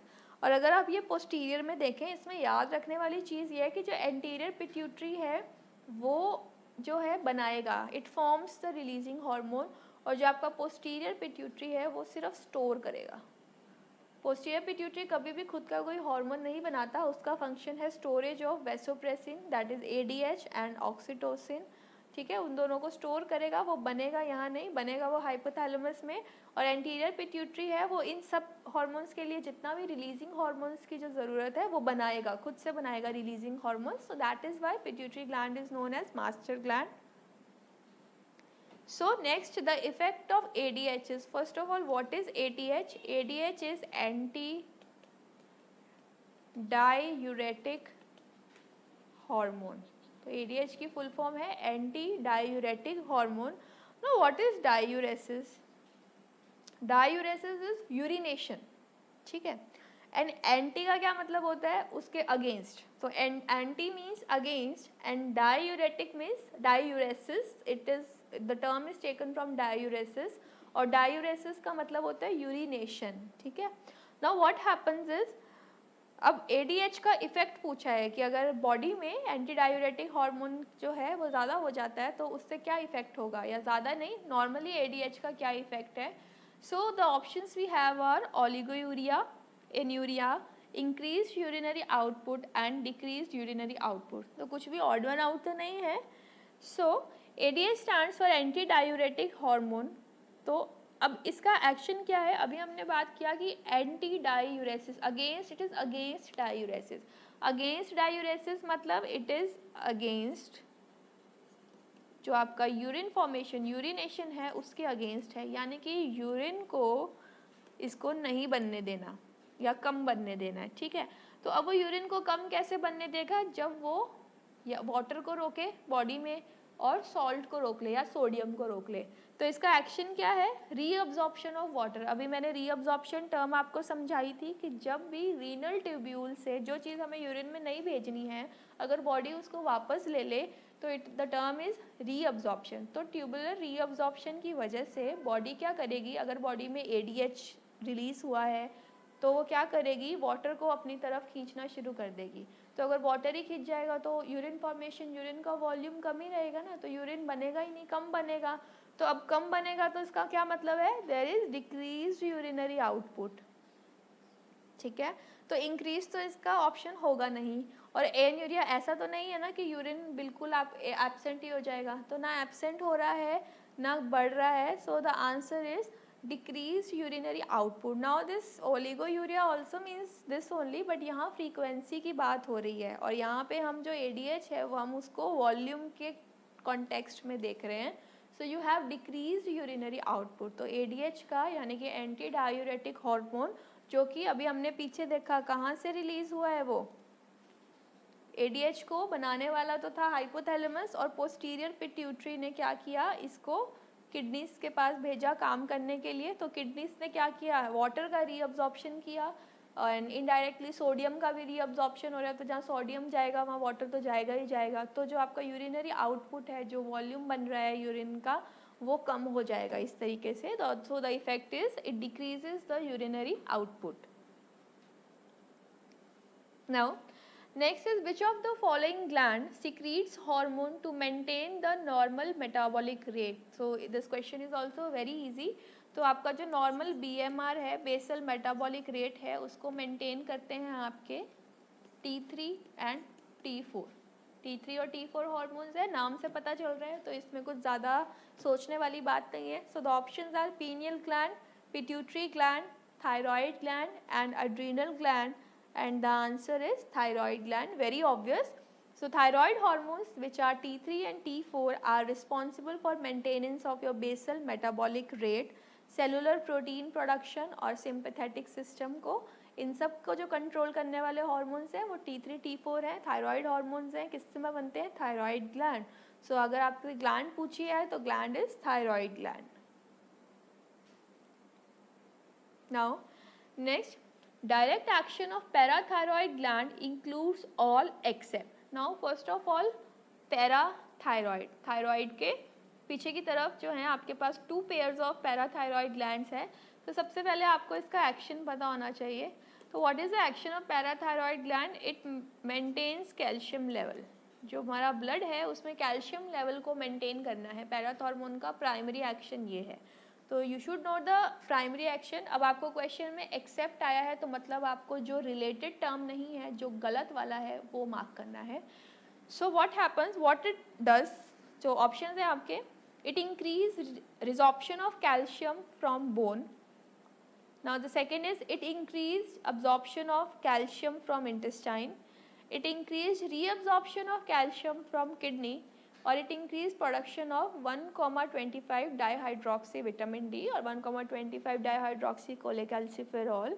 So the answer is increased absorption of calcium from intestine. अब parathyroid hormone करता क्या है? इसके जो site of action है ये 3 जगह काम करता है. First one is bone, you can see. The second one is intestine and the third is kidney. अब मैंने बोला कि इसका जो फंक्शन है, अभी पिछली स्लाइड में इसने ब्लड में कैल्शियम लेवल को मेंटेन करना है. कुछ ऐसा हुआ, हाइपोकैल्सीमिक स्टेज आ गई, आपके ब्लड में कैल्शियम का लेवल कम हो गया है, तो पैराथायरॉयड ग्लैंड जो है वो PTH रिलीज करेगा, पैराथॉर्मोन रिलीज करेगा. अब इसको क्या है, ब्लड में कैल्शियम लेकर आना है. कहीं से भी खींच कर लाइए, वहाँ से कैल्शियम लेकर आएगा. ब्लड में कैल्शियम है, उसको 9 to 11 के लेवल पे लाना है. Now what happens is, number bone पे काम करके, ये देखिए आप एरो देख सकते हैं कि PTH ने जब बोन पे काम किया तो बोन से कैल्शियम खींच लिया और ब्लड में ले आया उसे. अब बोन में आप टर्म पढ़ते हैं रिजॉर्प्शन. तो रिजॉर्प्शन का क्या मतलब होता है? जब बोन से कोई चीज़ डिजॉल्व होना शुरू करती है बोन, तो it is called as resorption. The word is resorption. So तो जो आपका फर्स्ट ऑप्शन है दैट इज करेक्ट. वो तो अब है ही एक्शन PTH का, that it increases resorption of calcium from the bone. तो ये तो हो गया है, ठीक है, ये तो कर लिया. Now what happen from kidney. जब किडनी पे काम करती है तो जो आपका फिल्ट्रेट निकला था उसमें से अब कैल्शियम की अगर कमी आ रही है ब्लड में, तो PTH किडनी को क्या कहेगा कि अब आप जो यूरिन है उसमें कैल्शियम को निकालो मत, वो ब्लड में ज़रूरत है. तो वापस ब्लड में लेके जाना है, तो द टर्म इज रीअब्जॉर्प्शन. तो यहाँ से भी कैल्शियम का रीअब्जॉर्प्शन शुरू हो जाएगा. ठीक है, तो ये थर्ड ऑप्शन भी आपका सही है कि it increase reabsorption of calcium from the kidney. तो ये भी आंसर नहीं है, ये भी आंसर नहीं है, क्योंकि दोनों ही एक्शन है. Now the third is increase production of 1,25 dihydroxy vitamin D. अब होता क्या है, इसकी फॉर्मेशन जो है ये एक्टिव फॉर्म है विटामिन डी की. तो वो ये बोलना चाह रहा है कि जो PTH है वो विटामिन डी की एक्टिव फॉर्म को बनाएगा ज़्यादा से ज़्यादा. सो अगर आपने टीवी की एड्स भी बहुत ध्यान से पढ़ी होगी, तो जब भी कभी बॉर्नविटा की या कोई भी ऐड आती है तो लिखा होता है it is rich in vitamin D, it is rich in vitamin D, दूध में मिला के पीना है, हॉर्लिक्स है. तो उसका रीज़न क्या है कि विटामिन डी में रिच है, तो vitamin D is helpful in calcium absorption. तो विटामिन डी जो है वो कैल्शियम अब्जॉर्प्शन में हेल्प करता है. तो अगर हम विटामिन डी की एक्टिव फॉर्म को ज़्यादा बनाएं तो कैल्शियम ज़्यादा से ज़्यादा आ जाएगा, है ना, उसकी अब्जॉर्प्शन ज़्यादा से ज़्यादा हो जाएगी. So this answer is also correct. तो ये गलत है. Now the option is it increase absorption of calcium from intestine. अब अगर वो इंटेस्टाइन में कैल्शियम की अब्जॉर्प्शन को इंक्रीज कर देगा तो वो तो डाइजेस्ट हो गया ना, क्या इंटेस्टाइन से वो ब्लड में थोड़ी आया, वो तो अब्जॉर्ब हो गया। तो इस हिसाब से इंटेस्टाइन तो कोई काम कर नहीं रहा, तो ये उल्टा होना चाहिए था। पीटीएच क्या करता है, कैल्शियम में इंटेस्टाइन में कैल्शियम को अब्जॉर्ब नहीं होने देता, ताकि जो कैल्शियम है वो ब्लड में ज़्यादा रहे। सो द आंसर इज कि बाकी जो तीनों हैं they are the actions of parathyroid gland except increased absorption of calcium from intestine, यही चीज़ है जो उसका एक्शन नहीं है। ठीक है, तो यहाँ एक्सेप्ट है तो हमें गलत वाले को मार्क करना है। Now next is which of the following is abundantly distributed in the human body. तो फॉलोइंग टिश्यू, सबसे पहले आपको ये देखना है कि नीचे जो भी ऑर्गन है ना, मतलब नीचे जो भी ऑप्शन है वो टिश्यू का एग्जाम्पल होना चाहिए। एंड अबंडेंटली का मतलब होता है ज़्यादा, इंक्रीज अमाउंट में। तो इनमें चारों में से कौन सा टिश्यू है जो सबसे ज़्यादा ह्यूमन बॉडी में देखने को मिलेगा। So the options we have is muscular tissue, connective tissue, lymph and cartilaginous. तो अगर हम थोड़ा सा रिवाइज करें तो जो हमारा मस्कुलर टिश्यू है वो हमारा बेसिक टिश्यू है। हमारे पास 4 बेसिक टिश्यू थे, ठीक है, जिसमें एक था एपिथेलियल टिश्यू, एक है हमारा कनेक्टिव टिश्यू, एक है हमारा muscular tissue and the fourth is nervous tissue. तो हमारे पास यहाँ रह जाते हैं मस्कुलर और कनेक्टिव। जो लिम्फ है वो कनेक्टिव के अंदर ही आता है, जो कार्टिलेजिनस है वो भी कनेक्टिव के अंदर ही आता है। So you have muscular tissue and you have connective tissue. तो अगर आप कनेक्टिव टिश्यू को ध्यान से देखें तो कनेक्टिव टिश्यू में आपका हर तरह का कनेक्टिव टिश्यू प्रॉपर ये 3 तरीके का है, ये 3 तरीके का है, ठीक है। तो हर एपिथेलियल टिश्यू के नीचे आपका कनेक्टिव टिश्यू है। उसके अलावा आपके पास 3 तरह के कार्टिलेज हैं, उसके बाद आपके पास 2 तरह की बोन है, यू हैव ब्लड, और ब्लड के अंदर यू हैव लिम्फ। तो कनेक्टिव टिश्यू बाय दिस, तो आप इसको देख सकते हैं कि कनेक्टिव टिश्यू जो है वो हर जगह प्रेजेंट है। आपके ब्लड को भी कनेक्टिव टिश्यू बोला गया, आपके लिम्फ को भी बोला गया, बोन्स हो गई, कार्टिलेज हो गया, वो भी एक तरह का कनेक्टिव टिश्यू है। वेयर जो आपका मस्कुलर टिश्यू है वो बोन्स के ऊपर है, सिर्फ जो बोन्स को मतलब बोन्स के ऊपर कवर कर रहा है, that is your muscular tissue. तो अगर अबंडेंटली डिस्ट्रीब्यूटेड पूछा जाए तो answer would B connective tissue. Now the next question is that 2 strands of DNA are held together by, now DNA, so DNA is having a helical structure, हमने पढ़ा था। तो इसमें क्या है कि आपके जो यहाँ पे हैं वो बेसिस प्रेजेंट होते हैं, चाहे वो प्यूरिन हो, चाहे वो पिरामिडिन हो, या मतलब आइडेनिन थाइमिन हो, या ग्वानिन साइटोसिन हो। डीएनए की बात कर रहे हैं तो थाइमिन होगा, यूरेसिल नहीं होगा, और अगर आरएनए की बात करेंगे तो यहाँ आपका यूरेसिल आ जाएगा। तो ये जो 2 स्ट्रैंड्स अंदर की तरफ है ना, इन 2 स्ट्रैंड्स के बीच में यहाँ आपके कुछ बॉन्ड्स बनते हैं। आपने देखा होगा कि जब भी हम इनको बेसिस को लिखते हैं, बेस पेयरिंग शो करते हैं, तब हम ये इस तरीके के बॉन्ड्स बनाते हैं। तो ये बीच में जो बॉन्ड्स हैं ये एक अट्रैक्टिव फोर्स का काम करते हैं कि ये दोनों स्ट्रैंड्स आपस में अलग ना हो, अपना स्ट्रक्चर मेंटेन कर सकें। सो इन बॉन्ड्स के बारे में पूछा है कि इन बॉन्ड्स को क्या कहते हैं। So the answer is hydrogen bonds.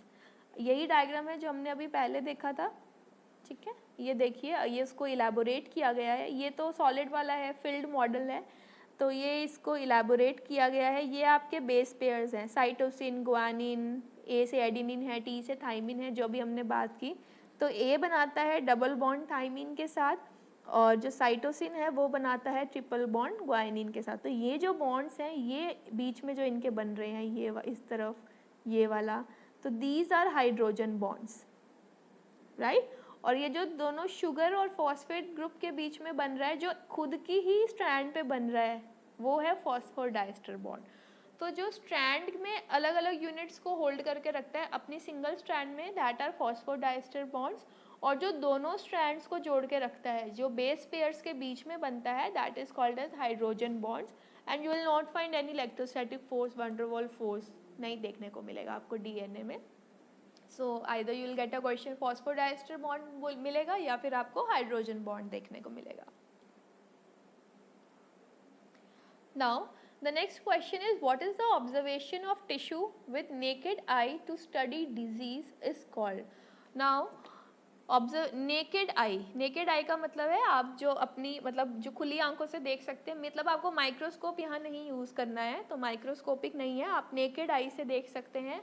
और ये टर्म ये जो पैथो हर किसी में यूज़ रखा है ना, पैथोलॉजी, तो ये डिजीज़ को स्टडी कर ले तो डिजीज इसके लिए ये वर्ड है पैथोलॉजी। तो we have molecular pathology, experimental pathology, clinical pathology, gross pathology. तो अगर हम इन चारों टर्म्स का मतलब देखें तो मॉलिक्यूलर पैथोलॉजी में नाम में है आपको कुछ मॉलिक्यूल्स को पढ़ना होता है, ठीक है, कुछ डिजीज़ की मॉलिक्यूल्स को पढ़ना होता है, तो आपको कुछ प्रोसीजर्स कैरी आउट करने पड़ेंगे, molecules you can't see with your naked eye. Next you have experimental pathology. Experimental pathology में आपको क्या करना पड़ेगा, एक्सपेरिमेंट्स करने पड़ेंगे, जो भी डिजीज़ है आपको उसको किसी, जैसे हम पढ़ते हैं ना एक्सपेरिमेंट में, रैट पे एक्सपेरिमेंट किया गया या गिनी पिग पे एक्सपेरिमेंट किया गया कि वो डिजीज़ क्या उसके इफेक्ट्स हैं, क्या सिम्टम्स आते हैं, तो उस तरीके से that is called as experimental pathology. Now next is clinical pathology. Clinical pathology में you have clinical trials on human beings, ठीक है, तो that is called as clinical pathology. फिर आप उसका एनालिसिस करेंगे या आपको लैब में कुछ लैब प्रोसीजर्स कैरी आउट करने हैं, लेबोरेटरी डायग्नोसिस होता है, तो वो आएगा आपका क्लिनिकल पैथोलॉजी में। And you have gross pathology. Gross pathology का मतलब है जो भी अफेक्टेड पार्ट है, जैसे कि मान लो अगर आपको फैटी लिवर है फॉर एग्जांपल, तो आप लिवर को देखकर बता सकते हैं उसमें जैसे कैरेक्टरिस्टिक फीचर्स हैं, नटमेग लिवर है, इस तरीके से आप उसको देख के बता सकते हैं कि हाँ ये फैटी लिवर की अपीयरेंस है, लिवर लंग्स किसी की भी डिजीज़ है उस फॉर्म में।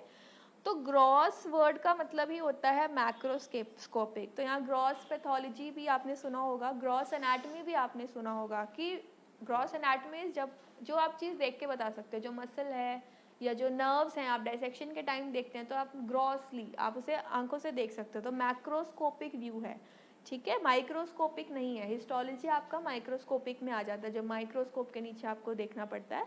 सो here the answer would B gross pathology. Gross pathology means observation of tissue with naked eye to study the disease. Now mitosis. Mitosis मतलब सेल डिवीजन की बात हो रही है, राइट? तो सेल डिवीजन में आपने माइटोसिस भी पढ़ा है और मियोसिस भी पढ़ा है।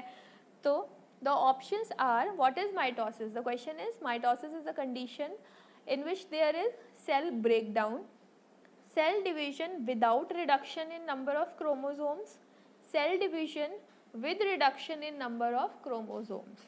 अब अगर हम इसमें ऑप्शंस पे ध्यान दें तो अभी हमने बोला कि mitosis is a cell division, तो ना ही वो सेल का ब्रेकडाउन है और ना ही वो सेल डेथ है, right?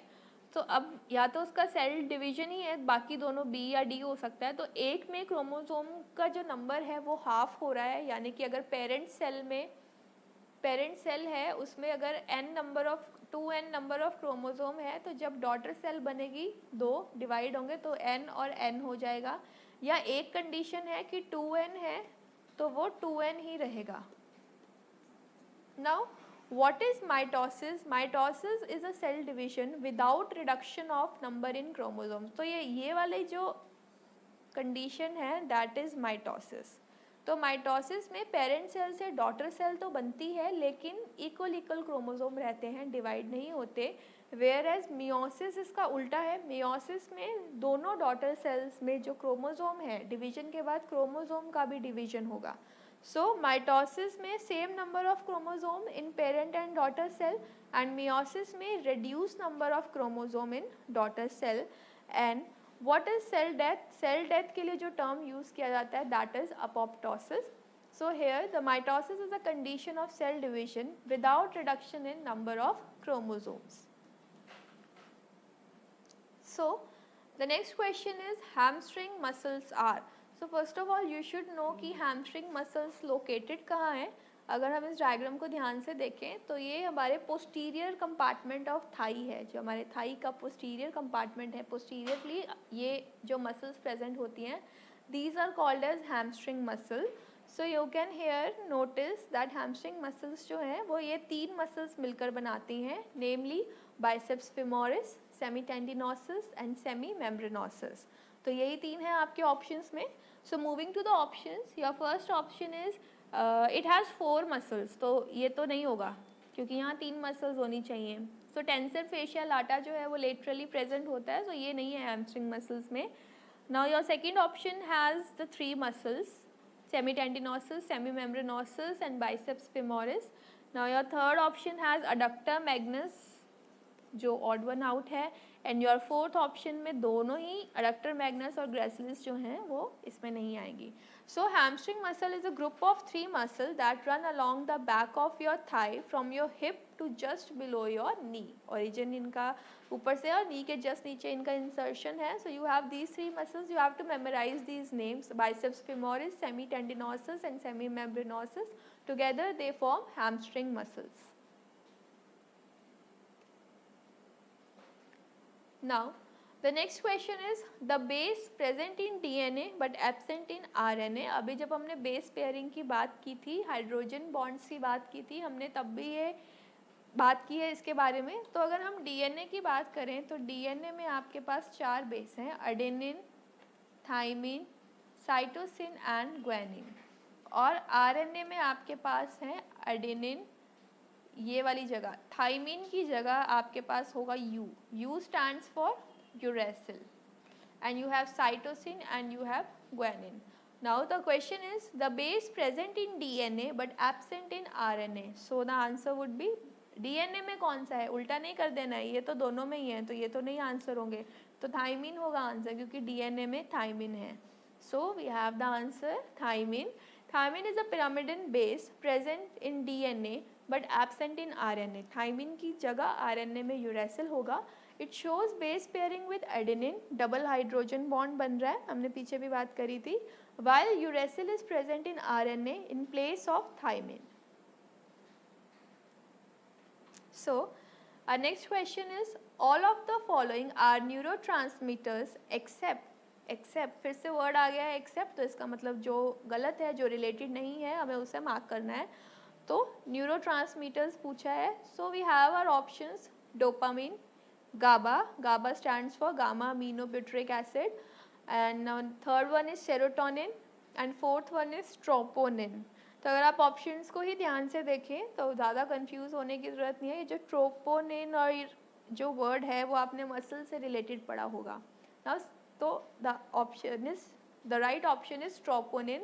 So what are neurotransmitters? First of all, तो जो नर्व सिग्नल्स को कैरी करने के लिए, उनके ट्रांसमिशन के लिए जो केमिकल सब्सटेंसेस की ज़रूरत होती है, दीज आर न्यूरोट्रांसमीटर्स.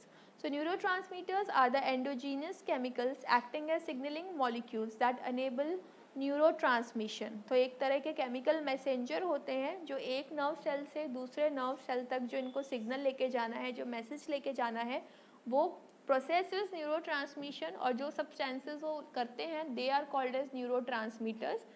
तो अगर हम एग्जांपल्स देखें कुछ न्यूरोट्रांसमीटर्स के, तो we have dopamine, we have adrenaline, noradrenaline, histamine, serotonin, GABA, और इसके अलावा भी बहुत सारे हैं. Main you have to remember these names. तो जो आपका ट्रोपोनिन है ना, वो मसल में मिलता है, मायोसिन, ट्रोपोनिन उनके साथ. तो इसका नर्व में न्यूरोट्रांसमिशन से कोई लेना देना नहीं है. So this is odd one out in these 4 options. So the answer is troponin. Now the next is the heat regulatory center is located in. So this question is also very easy. आपको function पता है क्या है, तो temperature maintain करना या temperature regulate करना या हीट रेगुलेट करना, it is one not the same thing. So the we have options are thalamus, hypothalamus, pons and medulla. So hypothalamus का फंक्शन है वेरी इजी, तो आपको सारे फंक्शंस पता होने चाहिए, ब्रेन के जितने भी पार्ट्स हैं, स्पेशली हाइपोथैलेमस का तो पता होना ही चाहिए. So here is hypothalamus. So ये हाइपोथैलेमस के कुछ फंक्शंस हैं जिनको समराइज किया गया है. So it regulates body temperature, यही है आपका question. It regulates body temperature. It controls the person appetite, भूख का कंट्रोल करना. तो it controls the person appetite. It contributes to body's growth and development. It sustains the healthy physiological cycle of body on daily basis. Emotional response, आपका behaviour response, और जो special जो organs है, अभी हमने बात की थी कि जो पोस्टीरियर पिट्यूटरी में स्टोर होते हैं वो हाइपोथैलेमस में बनते हैं. तो इन सब चीज़ों को मैनेज करना आपका हाइपोथैलेमस का काम है. So most important you have to remember कि बॉडी टेम्परेचर को मेंटेन करना या हीट को रेगुलेट करना, एंड एपेटाइट कंट्रोलिंग सेंटर जो है वो है आपका hypothalamus. Next we have a lesion in the occipital lobe of cerebrum affects. So आपके पास 4 options हैं, vision, hearing, speech और personality. So the question says कि अगर आपके cerebrum के 4 lobes हैं, अगर उसमें से occipital lobe में कोई lesion हो जाता है, किसी वजह से कुछ damage हो जाता है, तो इन चारों में से कौन सा जो आपका action है वो affect होगा, कौन सा action है जो ख़त्म हो सकता है या जिसमें degradation आ सकता है, जो reduce हो सकता है. So now cerebrum has 4 lobes. हमने पहले बात की है. We have frontal lobe, side में आपका parietal lobe, इसके जस्ट नीचे आपका temporal lobe और पीछे की तरफ है आपका occipital lobe. Now your frontal lobe जो है आपका वो थिंकिंग प्लानिंग मतलब प्रॉब्लम्स को सॉल्व करना और आपके इमोशनल और बिहेवियर जो कंट्रोल करता है, डिसीजन मेकिंग जो आप अरिथमेटिक कैलकुलेशंस करते हैं वो आपका फ्रंटल लोब कंट्रोल करता है. आपका जो पेराइटल लोब है वो कंट्रोल करता है कि आपने ऑब्जेक्ट को कैसे क्लासिफाई करना है, आपकी स्पेलिंग, आपकी कोई भी सब्जेक्ट की या नंबर की नॉलेज है उसको. एंड आपका जो टेम्पोरल लोब है वो मेमोरी, सुनकर याद करना. टेम्पोरल लोब इसके जस्ट ऊपर है ना, तो आप इसको इस तरीके से याद रखते हैं कि आपकी मेमोरी, हम सुनते हैं तो हमें याद हो जाता है. So that is what you are doing right now. So memory, understanding, आपका सुनना, आपका इस तरीके का स्पीच, इमोशन. तो first memory, most important memory, तो ये मेमोरी को वो करता है. नाउ ऑक्सीपिटल लोब जो पीछे की तरफ है, that is responsible for your vision.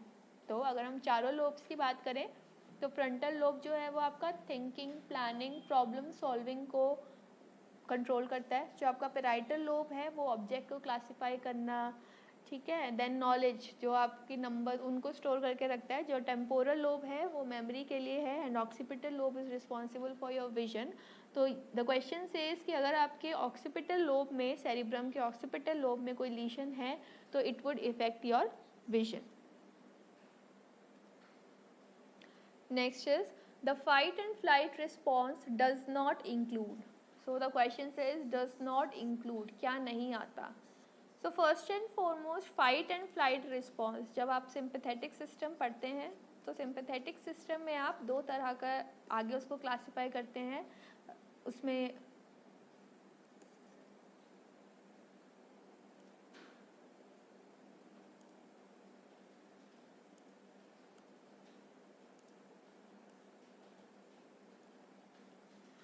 so the next question is the flight and fight response does not include. So it says does not, क्या नहीं आता. तो जब आप ऑटोनॉमिक नर्वस सिस्टम पढ़ते हैं तो ऑटोनॉमिक नर्वस सिस्टम में यू सी कि सिंपैथेटिक सिस्टम है आपके पास और पैरासिम्पैथेटिक सिस्टम है. तो sympathetic system is flight and flight response आता है, एंड पैरासिम्पैथेटिक में रेस्ट एंड डाइजेस्ट. ठीक है, तो ये है. तो सिंपैथेटिक सिस्टम इज, आप इसको ऐसे याद कर सकते हैं, कोई शेर आ गया हो सामने, मतलब बहुत ज़्यादा इमरजेंसी कंडीशंस जब होती हैं तब आपका सिंपैथेटिक सिस्टम एक्टिवेट होता है, और जब आप आराम से घर पे बैठे हैं, कुछ काम नहीं है, तो पैरासिम्पैथेटिक सिस्टम आपका रहता है. So the options are there is rise in blood pressure, increased salivary secretion, glycogenolysis, cessation of bladder and bowel movement. तो अगर हम अभी इनके एक्शंस को डिटेल में पढ़ें तो सिंपैथेटिक सिस्टम के एक्शंस को हम पढ़ते हैं. इसके कॉन्ट्ररी जो इसके ऑपोजिट हैं, these would be parasympathetic effect. So जो सिंपैथेटिक्स है वो आपका फाइट और फ्लाइट वाला है, कि कोई इमरजेंसी चीज़ आ गई है तो उसमें क्या होगा कि आपकी प्यूपिल डायलेट हो जाएगी.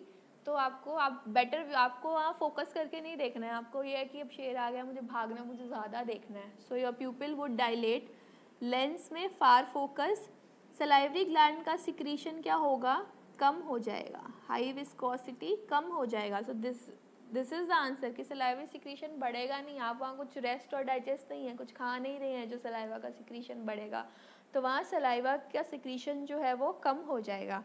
जो आपकी हार्ट रेट है वो बढ़ जाएगी, आपका ब्लड प्रेशर बढ़ जाएगा, तो ये रेज इन बीपी तो होगा ही होगा. ठीक है. सो लंग्स वुड डायलेट क्योंकि आपको भाग रहे हो, शेर आ गया है तो आपको ऑक्सीजन की ज़्यादा ज़रूरत है, तो आपके लंग्स क्या होंगे, वो डायलेट हो जाएंगे। जीआईटी में मोटिलिटी क्या है, डिक्रीज़ हो जाएगी।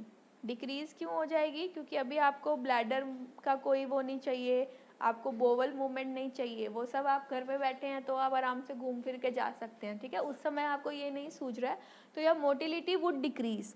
तो यहाँ पे इसीलिए ये आ गया है कि सिजेशन का मतलब होता है स्टॉपेज, कोई चीज़ जब रुक जाती है तो the word is caseation. So caseation of bladder and bowel movement. Kidneys में भी उस समय आपका कोई यूरिन फॉर्मेशन उस तरफ ध्यान नहीं है, तो वैस्कुलर स्मूथ मसल्स डिपेंड करता है किस तरह के न्यूरोट्रांसमीटर है, उस तरीके से होगा। स्वेट ग्लैंड्स, पसीना आएगा। Arteries to skeletal muscle dilate, क्योंकि अभी आपको शेर है तो भागना है तो ब्लड की ज़्यादा ज़रूरत है, तो डायलिटेशन ऑफ वेसल्स। तो ये सब चीज़ें हैं जो आपको याद रखनी है। So what is glycogenolysis? Lysis का मतलब होता है ब्रेक डाउन, और ग्लाइकोजन जो है वो ग्लूकोज की स्टोरेज फॉर्म है, तो ग्लूकोज की ज़्यादा ज़रूरत है तो ग्लाइकोजन का ब्रेक डाउन होगा to release glucose. So there would be raise in blood pressure, there would be glycogenolysis and there would be cessation of bladder and bowel movements। तो ये सब होगा आपका फाइट और फ्लाइट रिस्पॉन्स, या दूसरा नाम अगर सिंपैथेटिक आता है तो इससे हो सकता है, और इसका उल्टा होगा पैरासिम्पैथेटिक में। तो यहाँ पे जो ऑड वन आउट है आपका वो है इंक्रीज सलाइवरी सिक्रीशन।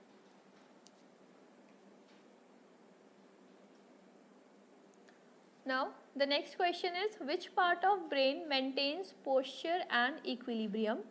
तो आपका पोस्चर, जो आपका बॉडी का पोस्चर है, वो जो आपके जो स्टेडीली आप खड़े हैं, बैठे हैं, वो पोस्चर को मेंटेन करना, और बॉडी का इक्विलिब्रियम, एक तरफ ऐसे गिर नहीं चाहते, तो इक्विलिब्रियम को जो मेंटेन करना है वो किस ब्रेन के किस पार्ट का है। तो आपको नर्वस सिस्टम में बेसिकली ब्रेन के सब पार्ट्स विद देयर फंक्शंस जो हैं वो काफ़ी क्लियर होने चाहिए to answer these type of questions. So you have options medulla, cerebellum, cerebrum and thalamus. So here the answer is cerebellum। तो cerebellum के जो मेन फंक्शन है वो है आपकी मसल टोन को रेगुलेट करना, तो ये आपकी मसल टोन को रेगुलेट करता है, तो इसी वजह से वो आपकी बॉडी के पोस्चर को, चलते समय, बैठते समय, तो आपके उस टोन को रेगुलेट करते हुए ये आपकी बॉडी के पोस्चर को मेंटेन करता है, as well as it maintains balance, दोनों तरफ का जैसे हमारे ईयर ऑसिकल्स भी यही काम करते हैं, जो काम सेरिबेलम का है, बैलेंस, दोनों तरफ का बैलेंस। एक तरफ ऐसा नहीं है कि हम इस तरफ ज़्यादा गिर जाते हैं, उस तरफ गिर जाते हैं, सीधा चलते हैं, तो ये जो काम है वो है सेरिबेलम का। तो यहाँ पे आप हाइपोथैलेमस और सेरिबेलम को तो पढ़ ही चुके हैं क्वेश्चंस को डिस्कस करते समय, बट ऐसा नहीं है, आपको ब्रेन के सारे पार्ट्स के फंक्शंस जो हैं वो थरो होने चाहिए, टिप्स पे होने चाहिए। So next we have correct order of meninges from outside to inside. Now first of all what is meninges? meninges क्या होता है, जो हमारी ब्रेन है उसके जो आउटर मोस्ट कवरिंग है जो उसको प्रोटेक्ट करती हैं उनको हम meninges बोलते हैं। तो यहाँ आपका क्वेश्चन है आउटसाइड टू इनसाइड, यानी कि बाहर से लेकर हमारे जो स्कल, जो हमारा बोन है, जो हमारा हेड वॉल्ट है, वहाँ से लेकर ब्रेन तक, बाहर से अंदर की तरफ। सो दिस इज़ वेरी इंपॉर्टेंट, आपको क्वेश्चन में ये ध्यान से देखना है क्योंकि ऑप्शन दोनों ही होंगे, इनसाइड टू आउटसाइड भी होगा, आउटसाइड टू इनसाइड भी होगा। So very easy, this question is also very easy. meninges refer to the membranous coverings of the brain and the spinal cord। तो meninges की 3 लेयर्स हैं, नाम है उनके ड्यूरा मैटर, एरिकनॉइड मैटर और पाया मैटर। अब इन तीनों को ही घुमा घुमा के सारे ऑप्शंस दिए हुए हैं। तो व्हाट हैपन इज, अगर आप इस डायग्राम में देखें तो ये आपका ब्रेन वाला पार्ट है, ब्रेन के ऊपर ये जो आप बिल्कुल ब्रेन के साथ चिपकी हुई एक पिंक कलर की जो लाइन देख पा रहे हैं, दैट इज कॉल्ड एज पाया मैटर। पाया मैटर के ऊपर जो वाइट कलर की लाइन है दैट इज सब एरिकनॉइड मैटर, जो ये वाइट कलर की लेयर है। तो जो पिंक कलर की लेयर है दैट इज पाया मैटर, जो वाइट कलर की लेयर है दैट इज एरिकनॉइड मैटर, एंड जो ब्लू कलर की 2 लेयर्स हैं कंबाइनली हम उनको बोल देंगे ड्यूरा मैटर। सो अब क्वेश्चन में आपका आउटसाइड टू इनसाइड है, यानी कि स्कल से हम चलेंगे इस तरीके से, आउटसाइड इस ऑर्डर में चलेंगे। तो you have dura mater, then you have arachnoid mater, then you have pia mater. तो your option is D, that is dura mater, then arachnoid mater, then pia mater. और अगर आप देखें कि ड्यूरा मैटर, आप इस डायग्राम में देख सकते हैं कि 2 ब्लू लेयर्स हैं, 2 पर्पल कलर के लेयर्स हैं. वी हैव पेरिओस्टियल और मेनिंजियल. तो पेरिओस्टियम का वर्ड होता है जो बोन के साथ जुड़ी हुई होती है. तो स्कल जो है वो हमारा बोन ही है. तो पेरिओस्टियल ऊपर की तरफ वाली पेरिओस्टियल है, उसके नीचे वाली मेनिंजियल है जो ट्रू वाली है. Then we have arachnoid mater, और एरिकनॉइड मैटर के बीच में जो स्पेस दिख रहा है एरिकनॉइड और पाया के बीच में, इसको सब एरिकनॉइड स्पेस बोलते हैं. CSF प्रेजेंट होता है यहाँ पे. So this is the correct order from outside to inside. अगर यही क्वेश्चन आपका फ्रॉम इनसाइड टू आउटसाइड होगा then the answer would be pia mater, arachnoid mater और ड्यूरा मैटर. तो जितने भी ये ऑर्डर वाले या रिस्पेक्टिवली जो क्वेश्चंस होते हैं इनको कम से कम 2-3 बार पढ़कर आराम से, क्योंकि सारे ऑप्शंस ना सही होते हैं, ऑलमोस्ट सही लगते हैं, 1-2 का डिफरेंस होता है, तो बहुत ध्यान से इनको सॉल्व करना है. So the next is which of the following is known as bone forming cells. तो हमने ये तो बहुत कॉमन है कि blast cells, you have clast cells and you have cyte cells. ठीक है, तो किसी भी सेल के पीछे चाहे ऑस्टियो है, कॉन्ड्रो है, ऑस्टियो वर्ड बोन के लिए है अगर हम यहाँ की बात करें तो, कॉन्ड्रो वर्ड कार्टिलेज के लिए है, और ये फाइब्रो वर्ड फाइबर के लिए है, लाइक सो ऑन, ऐसी बहुत सारी सेल्स हैं. तो अगर इन वर्ड्स के पीछे ब्लास्ट लगता है तो मतलब है फॉर्मिंग, क्लास्ट लगता है तो मतलब रिजॉर्ब करेंगी, ख़त्म करेंगी, और साइट का मतलब क्या है कि ब्लास्ट सेल ही जब एक जगह इंट्रैप हो जाती हैं, लैक्यूने में प्रेजेंट होती हैं, तो दीज आर साइट सेल. अब आपको ये ब्लास्ट, क्लास्ट और साइट का मतलब पता होना चाहिए, और इसी से ही आप आगे जो भी टर्म होगी आप उससे पता लग जाएगा कि कॉन्ड्रोब्लास्ट है तो कार्टिलेज बना रहा है, ऑस्टियोब्लास्ट है तो बोन बना रहा है. तो यही आपका क्वेश्चन है, which of the following is known as bone forming cell. So the options are fibroblast, तो फाइब्रो तो फाइबर्स के लिए है, तो ये तो छोड़ ही दो, तो कनेक्टिव टिश्यू में है, जो कनेक्टिव टिश्यू प्रॉपर है वहाँ देखने को मिलता है fibroblast. Then you have osteo, osteo, osteo, तो B-C-D में से ही कोई ऑप्शन है, तो ऑस्टियोब्लास्ट है, ऑस्टियोक्लास्ट, ऑस्टियोसाइट. तो अगर आप इन तीनों को ध्यान से देखें so you can easily identify कि द आंसर इज ऑस्टियोब्लास्ट. तो बोन में 4 तरीके के सेल हैं. Osteoblast, these are bone forming cells, इधर देख सकते हैं आप, forms the bone matrix. Then you have osteoclast, bone resorbing cell, यहाँ रिजॉर्ब कर रहा है वो बोन को. Then you have osteocytes. Osteocytes are mature osteoblasts which are entrapped in a space called lacunae. तो you have osteocyte. ये processes निकल गए हैं अपनी बस जगह पर, ये पड़े हैं, कुछ काम नहीं कर रहे हैं, बस वहाँ पड़े हैं. Then you have osteoprogenitor और osteogenic cells. ये stem cells होते हैं, यानी कि सबसे पहले जैसे हर चीज़ का एक stem cell होता है, तो bone की formation के लिए जो stem cell है that is osteoprogenitor cell. अब ये ऑस्टियोप्रोजेनाइटर सेल ऑस्टियोब्लास्ट भी बन सकता है और ऑस्टियोक्लास्ट भी बन सकता है, इन दो में से कोई भी बन सकता है. और जो ऑस्टियोब्लास्ट बन गए जब वो मेच्योर हो गए, कुछ काम के नहीं रहे, तो वो ऑस्टियोसाइट बन जाते हैं. Now next we have which of the following is not a long bone. Again ध्यान देखना है कि नॉट अ लॉन्ग बोन. अब लॉन्ग बोन क्या होता है, तो बोन में बोन है, बोन इस तरीके से होती है, यू नो, तो 2 एंड्स होते हैं और बीच में एक शाफ्ट होता है. तो लॉन्ग बोन वो बोन है जिसमें दोनों एंड्स भी प्रॉपर हैं और बीच में शाफ्ट भी होता है. तो एपिफाइसिस और डायाफाइसिस दोनों चीज़ें हैं. This is epiphysis and this is diaphysis. So the options are humerus, femur, tibia and sternum. तो ह्यूमरस जो है हमारे ये अपर लिम्ब की बोन है, जो सबसे ऊपर वाली बोन है. फीमर जो है हमारी थाई बोन है. टीबिया हमारे नी के नीचे जो बोन है वो है, नी जॉइंट के नीचे लोअर लिम्ब की बोन है. एंड स्टर्नम जो है हमारे रिब्स जिसके साथ अटैच होती है हमारी जो फ्लैट बोन है आगे, तो दैट इज स्टर्नम. अभी मैंने बोला कि फ्लैट बोन है, तो जो बोन फ्लैट है वो लॉन्ग नहीं होगी. So the answer is sternum. So you have a hint here. अगर आप इस डायग्राम को देखें तो ये जितना भी रेड कलर का पार्ट है ये सारी आपकी लॉन्ग बोन्स है. अब आप इधर ह्यूमरस देख सकते हैं, रेडियस देख सकते हैं, अल्ना रेडियस जो है लेटरली प्रेजेंट है, अल्ना मीडियली प्रेजेंट है. Then you have clavicle here. तो humerus, radius, ulna, metacarpals and phalanges. इसमें बीच में हमने कार्पल्स को छोड़ दिया है, ये बीच में आपको वाइड रिस्ट वाला जो पार्ट है वो बोन हमने छोड़ दी है, कार्पल्स को छोड़ दिया है. तो और नीचे अगर हम देखें तो वी हैव फीमर, फीमर के बाद टीबिया है, फिबुला है लेटरली, टीबिया है मीडियली। तो इसमें भी हमने क्या किया है, जो हमारा एंकल वाला पार्ट है उसमें हमने टार्सल्स को छोड़ दिया है, देन वी हैव मेटाटार्सस और फेलेंजेस।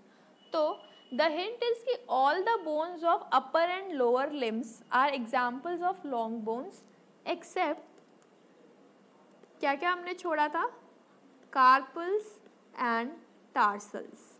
ये जो वाइट कलर का पार्ट है ना जो कवर्ड नहीं है, और यहाँ पे भी ये वाइट कलर का पार्ट है जिसको रेड नहीं किया हुआ, ये इधर दोनों में देख सकते हैं हमारा रिस्ट और एंकल वाला पार्ट। कार्पल्स में हमारा रिस्ट वाला पार्ट है और टार्सल्स में हमारा एंकल वाला पार्ट है। ये इरेगुलर बोन्स हैं।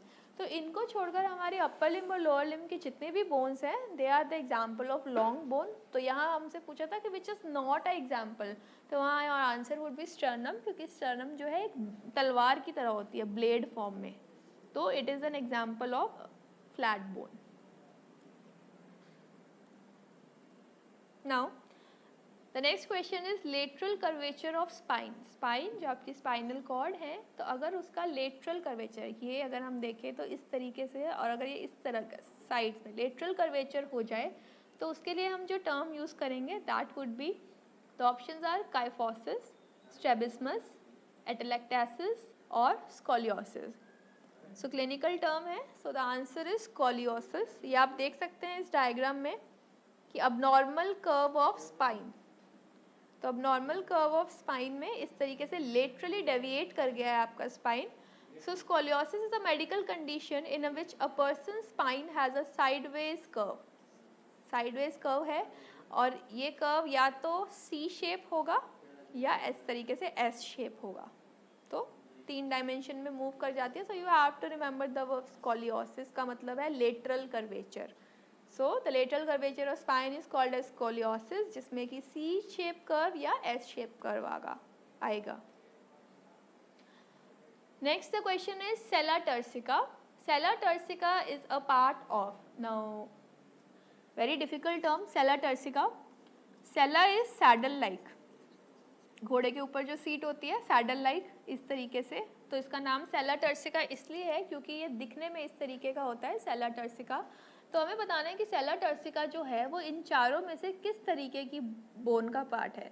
तो सेला, सबसे पहले मैं आपको ये बता दूं कि सेला टर्सिका ये जो डिप्रेशन है ना, इसमें पिट्यूटरी ग्लैंड प्रेजेंट होती है। तो अगर पिट्यूटरी ग्लैंड प्रेजेंट है तो यू हैव टू लुक कि कुछ हेड एंड नेक की बोन होनी चाहिए, इसके अलावा अगर कोई भी बोन है तो it would not be the answer, आप उसको वहीं पे हटा सकते हैं। तो हेड एंड नेक की बोन में है एथमॉइड, स्फिनॉइड, पेराइटल और पैलाटिन बोन, तो सारी हेड एंड नेक की है, तो ये वाली ट्रिक तो काम नहीं की। सो अगर आप स्कल को अंदर से देखें तो यू विल नोटिस कि ये इस तरीके का एक यहाँ डिप्रेशन सा है ये, तो इस चीज़ को हम सेला टर्सिका बोलते हैं। और यहीं आपकी जो है ग्लैंड प्रेजेंट होती है, पिट्यूटरी ग्लैंड प्रेजेंट होती है। तो ये वाली जो आपकी बोन है ना, ये वाली, इसका नाम है स्फिनॉइड बोन, राइट। तो ये जो सेला टर्सिका है it is a part of sphenoid bone. अब अगर हम इथमॉइड की बात करें तो ये आगे की तरफ होती है ethmoid bone, somewhere around your nose. जो आपकी पेराइटल बोन है वो आपकी स्कल में होती है, तो पेराइटल बोन तो इसका एग्जाम्पल नहीं हो सकता। इसके ऊपर जो आपकी स्कल कैप आएगी उस पर है पेराइटल बोन, और पैलेटाइन बोन जो है वो आपकी मैग्जिला में होती है, इससे नीचे मैग्जिला जो है यहाँ पैलेटाइन बोन उसके पास होती है, उसी का पार्ट है। तो ये भी नहीं है, ये भी नहीं है, अगर आप इसे ध्यान से देखें। सो यू इथमॉइड और स्फिनॉइड की आप लोकेशन देख सकते हैं कितनी दूर है। इथमॉइड यहाँ है आगे वाले एंटीरियरली, और जो स्फिनॉइड है वो मिडल में प्रेजेंट है जो। तो सेला turcica is a part of sphenoid bone. It is a saddle-like bony formation on the upper surface of the body of the sphenoid bone. ये एक depression होता है जहाँ पे pituitary gland present होती है. So the answer is sphenoid bone. The longest bone of human body is very common, very easy. So options we have femur, humerus, radius and tibia. इसमें ज़्यादा दिमाग लगाने वाली कोई बात नहीं है. The answer is femur. यहाँ आपको रेड कलर से मार्क करके भी दिखाया गया है. Femur is the thigh bone, which is the longest bone in your body. तो जो head of the femur है वो आपका hip bone में जाके जुड़ेगा, और जो इसका lower end है वो knee के साथ connect होगा. So longest bone of your body is femur. Next we have a basin shaped cavity that forms a ring between the movable vertebra and the lower limb is called. Now question देखने में बहुत लंबा चौड़ा लग रहा है, लेकिन इतना मुश्किल नहीं है क्वेश्चन. अगर हम इसे तोड़ के पढ़े तो अ बेसिन शेप्ड कैविटी, बेसिन मतलब इस तरीके से होगी, इस तरीके से basin shaped cavity that forms a ring between movable vertebra, जो आपकी वर्टिब्रल कॉलम है उसके लोअर पार्ट वर्टिब्रा और जो आपका लोअर लिम्ब है उसके साथ. तो लोअर लिम्ब की हिप बोन के साथ और जो हमारे नीचे वाली वर्टिब्रा है यानी कि सेक्रम या कॉक्सिक्स है उसके साथ. So the options are it form pelvic floor, pelvic girdle, pelvic joint and pelvic ligament. तो इधर आप देख सकते हैं कि ये हिप बोन है जो लोअर लिम्ब का पार्ट है, ये वाला, और ये जो है ये वो वर्टिब्रा वाला पार्ट है. और ये जो वाइट कलर का पोर्शन आप देख रहे हैं ना, इसी कैविटी की बात हो रही है कि इस कैविटी को कहा क्या जाता है. सो नाउ अब इस कैविटी है तो जॉइंट तो कहेंगे नहीं, लिगामेंट भी नहीं कहेंगे, तो बचा हमारे पास pelvic floor and pelvic girdle. तो अगर हम अपर लिम्ब की बात करें तो जैसे वहाँ शोल्डर गर्डल था वैसे ही यहाँ हमारे पास पेल्विक गर्डल होगा. तो पेल्विक गर्डल जो है वो इन लोअर लिम्ब की हिप बोन्स प्लस हमारी जो वर्टिब्रा है उसमें जो सेक्रम वाला पार्ट है उसके साथ यहाँ से जुड़ती हैं और जो हमारे पास कैविटी बनती है that is called as pelvic girdle. तो वही बात है, क्वेश्चन बहुत कॉम्प्लिकेटेड था लेकिन आंसर समझने में इतनी मुश्किल नहीं आई होगी. So the answer is pelvic girdle. Now the next question is the end of two bone is connected by. अब हमारा जो ह्यूमन स्केलेटन है वो बोन का फ्रेमवर्क है. तो आपके पास बोन है, ये एक बोन है और ये दूसरी बोन है, तो इसको भी कनेक्ट करना है. प्लस इस बोन के ऊपर जो मसल है ना, जैसे जॉइंट्स में आकर, अब मान लीजिए ये कोई मसल है, ये मस्कुलर बेली है, अब इस मसल को भी कनेक्ट करना है. सो हम ऑफन इसी में कंफ्यूज होते हैं कि ये हमारी मसल है, ये हमारी बोन है, ये हमारी बोन है, कि एक चीज़ है जो बोन टू बोन कनेक्ट कर रही है और एक चीज़ है जो बोन टू मसल कनेक्ट कर रही है. सो यहाँ पर देखिए दो बोन्स जो है वो आपस में मसल से तो कनेक्ट हो नहीं सकते क्योंकि बोन के ऊपर ही मसल प्रेजेंट है. तो और कार्टिलेज तो कनेक्टिव टिश्यू है तो कार्टिलेज भी नहीं होगा इसमें. तो या तो इसमें आंसर होगा टेंडन या होगा लिगामेंट, और इन्हीं दो टर्म्स के बीच में अक्सर हम कंफ्यूज होते हैं. So here we have a ligament is a fibrous connective tissue that connects bone to bone.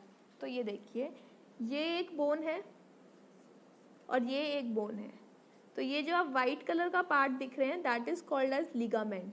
तो इसका आंसर होगा लिगामेंट. तो लिगामेंट है जो बोन टू बोन कनेक्ट करती है, और टेंडन है इसका उल्टा, जो मसल आ रही है इस तरीके से, वो मसल ही यहाँ पर जो मसल की बेली से एक एक्सटेंशन निकलती है जो मसल और बोन के बीच में प्रेजेंट है, that is called as tendon. So what you have to remember is एक याद कर लीजिए कि लिगामेंट बोन टू बोन जोड़ती है, तो इसका उल्टा टेंडन है तो वो बोन टू मसल जोड़ेगी. तो बोन टू बोन को जोड़ने वाली जो चीज़ है that is ligament. So here the answer would be ligament. Next, a strong weight bearing synovial joint. Weight bearing joint है तो यानी कि लोअर लिम्ब का जॉइंट है, राइट? वेट बियरिंग है तो लोअर लिम्ब का जॉइंट होगा. A weight bearing strong synovial joint with irregular elevations and depressions that produces interlocking of bones. तो हमें एक लोअर लिम्ब का जॉइंट ढूंढना है ऐसा इसमें से जिसमें कि इस तरीके से, मतलब अगर एक बोन में इस तरीके के एलिवेशन है तो दूसरी बोन में डिप्रेशन होंगे, तभी इंटरलॉकिंग होगी, तभी वो स्ट्रॉन्ग बनेगा और वो इमोबाइल हो जाएगा क्योंकि वो इतना स्ट्रॉन्ग होगा और उसका काम ही है वेट बियर करना. तो वेट बियर करना काम है तो वो जॉइंट इमोबाइल भी होना चाहिए और वो लोअर लिम्ब का जॉइंट होगा, नाम से पता चल रहा है. सो इनमें से सारे ही हैं, तो वेस्टिजियल टेल नहीं होगा, तो या तो ये तीनों जो नीचे वाले जॉइंट्स हैं बी, सी और डी, सिम्फाइसिस प्यूबिस, सैक्रोइलाइक जॉइंट या सैक्रोकॉक्सिजियल जॉइंट. अब आप अगर इसमें भी ध्यान से देखें तो जो सैक्रोकॉक्सिजियल है वो दोनों वर्टिब्रा के बीच में ही है। देखिए अगे अभी हमने पीछे बात की थी, let me take you to the, तो ये वाला जॉइंट हो जाएगा ना सैक्रोकॉक्सिजियल। तो let me show you again, जो उसमें सैक्रोकॉक्सिजियल जॉइंट की बात की हुई है वो है इस सेक्रम और कॉक्सिक्स के बीच में, तो ये हो जाएगा ना सैक्रोकॉक्सिजियल जॉइंट। तो ये तो इतना स्टेबल नहीं है, ये तो वर्टिब्रा में है। सो मूविंग नेक्स्ट इज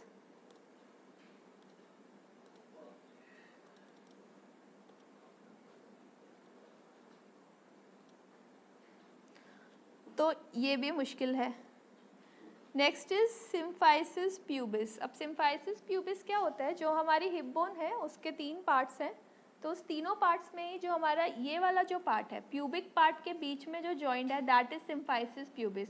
तो जैसे हमारा ये सैक्रोकॉक्सिजियल जॉइंट भी दोनों सेम तरीके की उसमें था, वर्टिब्रा में था, वैसे ही हमारा जो सिम्फाइसिस प्यूबिस वाला पार्ट है वो भी तो दोनों सेम ही बोन्स के बीच में है, तो ना ये होगा ना ये होगा। So the left we are left with sacroiliac joint, ये वाला sacroiliac joint, you can easily see. So sacroiliac joint is the joint between the sacrum and the ilium. यहाँ ये जो ilium है ये हिप बोन का ही पार्ट है, जैसे ये प्यूबिस पार्ट है ये ilium पार्ट है, और जो बच गया पीछे की तरफ दैट इज ischium पार्ट। सो जो सेक्रम वर्टिब्रा और जो हमारी हिप बोन है, हिप बोन का ilium पार्ट के बीच में जो जॉइंट बनता है sacroiliac joint, it is the strongest joint, wait bearing joint है और इमोबाइल जॉइंट है। The joint is strong supporting the entire weight of the upper body. ये ऊपर से स्पाइन को भी सपोर्ट कर रहा है, वेयर एज वो नीचे से लिम्स को भी सपोर्ट कर रहा है, तो सारा वेट जो है वो इसके ऊपर आ रहा है, तो it is the immobile strong weight bearing joint, sacroiliac joint. Now the next question is the part of the bone that enters into the formation of joint. अब joint क्या होता है, सबसे पहले joint is the articulation, articulation का मतलब होता है जब जुड़ती हैं, articulate करती हैं, तो joint is the articulation between two bones, two or more bones, ज़्यादा भी हो सकते हैं। तो अगर हम ये बात करें कि ये एक, अगर हम यहाँ पे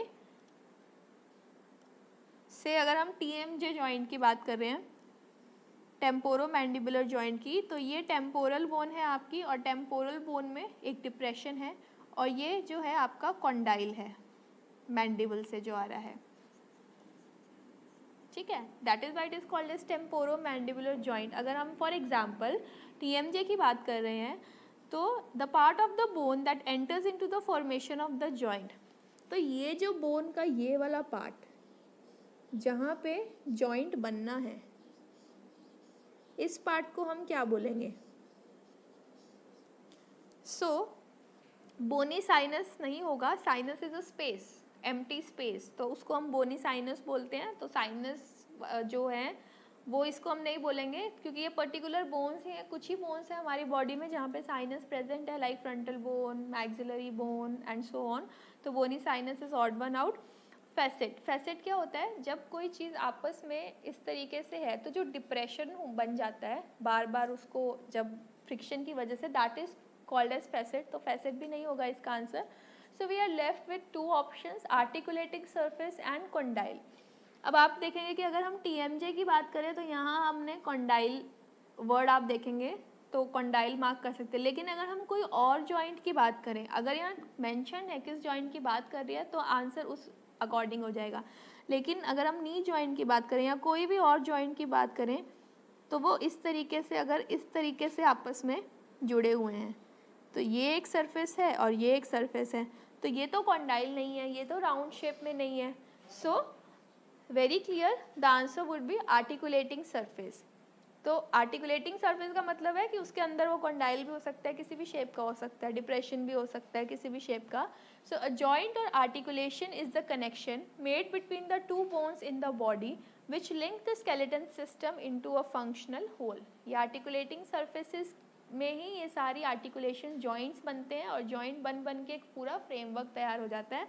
सो यू कैन सी कि ये फीमर का एक, ये ब्लू कलर में दिखता है, ये एक आर्टिकुलेटिंग सरफेस है, और ये जो है ये हिप बोन का एक ब्लू कलर का आर्टिकुलेटिंग सरफेस है, तो ये दोनों आपस में जुड़ते हैं और एक जॉइंट बनाते हैं. So the answer is articulating surface. So articulating surface is that part of the bone that enters into the formation of joint. Now next is the normal blood cholesterol levels is. So यहाँ पे कुछ terms, जब हमने blood के components में कुछ terms हैं जो आपको पता होने चाहिए, उनकी वैल्यूज आपको पता होनी चाहिए. So here the answer is 150 to 240 milligram पर 100 ml. तो समवेयर लेस देन 200 आपको आंसर मार्क करना है जो 200 के अराउंड रिवॉल्व करता हो. तो ऑप्शन ज़रूरी नहीं है यही चारों आए, रेंज जो है वो वेरी होके आ सकती है. तो नियर अबाउट 200 से प्लस और माइनस 50-40 के अराउंड आपको आंसर मार्क करना है. और अगर आपको दो ऑप्शन ऐसे मिलते हैं then you have to look for the units. ऐसे क्वेश्चंस में यूनिट्स की बहुत ज़्यादा ध्यान देना पड़ता है यूनिट्स की तरफ. सो यू हैव मिलीग्राम पर 100 ml. यहाँ तो सारे ही सेम यूनिट्स थे तो यहाँ तो आपने वैल्यू देख ली. अगर अराउंड 200 के अराउंड आपको एक से ज़्यादा वैल्यूज मिल रही हैं so please look for the units कि यूनिट्स में क्या है. So the here the answer is 150 to 240 milligram per 100 ml. Next, insufficiency of dash leads to edema in the body. Now, what is edema? Edema refers to swelling. जब water अपने compartment से बाहर निकलकर cell के बाहर extra cellular compartment में जमा हो जाता है then it leads to swelling, जिसको हम बोलते हैं सोजिश आ जाती है, सूज जाता है. That is called as oedema. तो इन चारों में से कौन सी चीज़ है जिसकी वजह से एडिमा होगा? गैसेस की वजह से? नहीं, ऑब्वियसली नॉट. हॉर्मोन्स की वजह से? No. So you are left with two options, albumin और इलेक्ट्रोलाइट्स. तो अगर आप प्लाज्मा की तरफ हम थोड़ा गौर फरमाएं तो ब्लड में प्लाज्मा एक कॉन्स्टिट्यूएंट था और प्लाज्मा में थे हमारे प्लाज्मा प्रोटीन्स. सो हमारे पास प्लाज्मा प्रोटीन्स में एल्ब्यूमिन था, ग्लोबुलिन था और फिब्रिनोजन था. तो हमने तब एल्ब्यूमिन की अगर हम बात करें तो 60% एल्ब्यूमिन है जिसका काम है ऑनकोटिक प्रेशर को मेंटेन करना. नाउ ऑनकोटिक प्रेशर को मेंटेन करने का क्या मतलब है कि जो एल्ब्यूमिन है वो ब्लड वेसल के अंदर जो है उसका कंपोनेंट रोक के रखता है, जो पानी है उसको रोक के रखता है. तो अगर इस ब्लड वेसल में जो हमारा ब्लड जा रहा है उस ब्लड के अंदर प्लाज्मा है, प्लाज्मा के अंदर एल्ब्यूमिन है, अंदर की तरफ एल्ब्यूमिन है, तो एल्ब्यूमिन क्या करेगा? अंदर रखेगा. जो हमारा वाटरी कंटेंट है उसको अंदर ही रखेगा, उसको वेसल के अंदर ही रखेगा. तो there would be no oedema. लेकिन अगर कुछ ऐसी कंडीशंस आ जाएं जिसमें आपको हाइपो एल्ब्यूनीमिया यानी कि हाइपो मीन्स डेफिशिएंसी कि एल्ब्यूमिन की कमी हो गई है, तो अगर एल्ब्यूमिन की कमी हो जाएगी तो ये वाटर जो है उसके अंदर रहने की कैपेसिटी खत्म हो जाएगी. तो क्या करेगा? It would leak out. तो जैसे ही वो लीक होगा एक्स्ट्रा सेलुलर कंपार्टमेंट में ECF में जाएगा, वो एक्स्ट्रा सेलुलर फ्लूइड में जाकर मिलकर तो वहाँ एडिमा कॉज करेगा. सो without enough albumin, your body can't keep the fluid from leaking out of the blood vessels. Not having albumin can make it harder to move the important substances throughout the body. क्योंकि albumin नहीं होगा तो चीज़ें जो है बाहर leak करना शुरू कर देंगी, क्योंकि अंदर होल्ड रखने की जो उसकी कैपेसिटी है वो फ्लूइड अंदर रुक ही नहीं पाएगा due to loss of albumin. So here the answer would be albumin. और ये आप जो प्लाज्मा प्रोटीन वाला पार्ट है उसमें जो ऑनकोटिक प्रेशर मेंटेन करना जो उसका फंक्शन है, ये क्वेश्चन उस पॉइंट से रिलेटेड है. So moving next we have haemoglobin, HB. Haemoglobin is a type of, RBC में प्रेजेंट होता है. तो haemoglobin is not a vitamin, it is not a carbohydrate. Now it is also not a blood cell. ये RBC में present होता है, RBC के अंदर, लेकिन ये एक तरह का ब्लड सेल नहीं है. RBC है ब्लड सेल, तो RBC है blood cell, red blood cell. Haemoglobin RBC के अंदर होता है, अपने आप में एक तरह का ब्लड सेल नहीं है. So the answer is that it is a respiratory pigment. ये एक पिगमेंट है, प्रोटीन है. और रेस्पिरेटरी इसको इसलिए कहा गया है क्योंकि जब हमने हीमोग्लोबिन पढ़ा था तो हीमोग्लोबिन में ये था कि हीमोग्लोबिन में 4 ग्रुप्स होते हैं, 4 हीम ग्रुप्स होते हैं जो अपने साथ ऑक्सीजन को बाइंड करते हैं. तो ऑक्सीजन को बाइंड करते हैं तो ऑक्सीजन को लेके जाते हैं और कार्बन डाइऑक्साइड को वापस लेके आते हैं. So that is why it is called as respiratory pigment. So you have to remember कि हीमोग्लोबिन खुद ब्लड सेल नहीं है, वो एक ब्लड सेल के अंदर प्रेजेंट होते हैं. So haemoglobin itself is a respiratory pigment. Next is the white blood cell with multilobed nucleus and abundant cytoplasm. तो ये जब भी आप वाइट ब्लड सेल्स को इसकी तैयारी करते हैं, इसके बारे में पढ़ते हैं, तो यू नो कि वाइट जो WBCs हैं ये दो तरह के हैं. You have granulocytes and you have agranulocytes. Granulocytes में आप 3 तरह के पढ़ेंगे और एग्रैन्युलोसाइट्स जो हैं वो भी आप 2 तरह के पढ़ेंगे. तो टोटल आपके पास 5 तरह के WBCs हैं. That are neutrophils, eosinophils, basophils, lymphocytes and monocytes.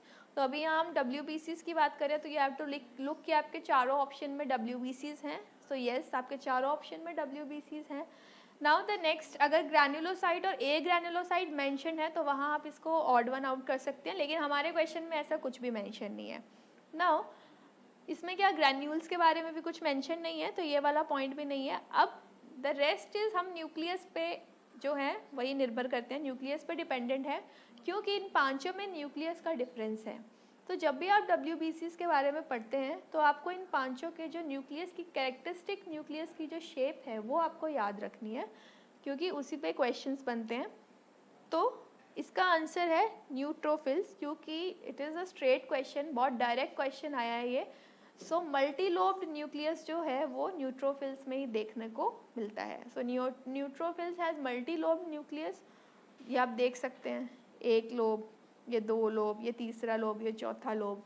And हमारे जो बेसोफिल्स हैं हमारे सिंगल लोब्ड न्यूक्लियस है, सिंपल. जबकि हमारे मोनोसाइट्स और लिम्फोसाइट्स हैं, इसमें आपको इस तरीके से बीन शेप्ड या इंडेंटेड न्यूक्लियस देखने को मिलेगा.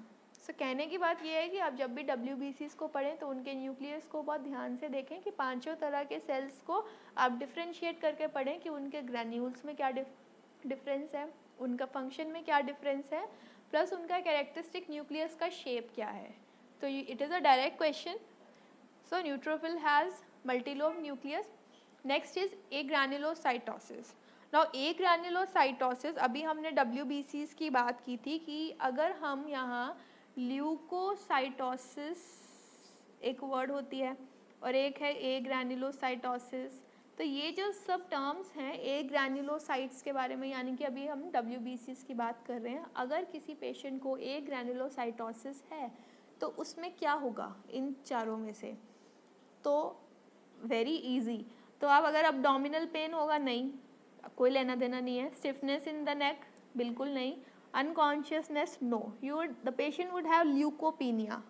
तो एग्रैन्युलोसाइटोसिस जो है ये एक अक्यूट कंडीशन है जिसमें ल्यूकोसाइट्स का काउंट जो है वो कम हो जाता है.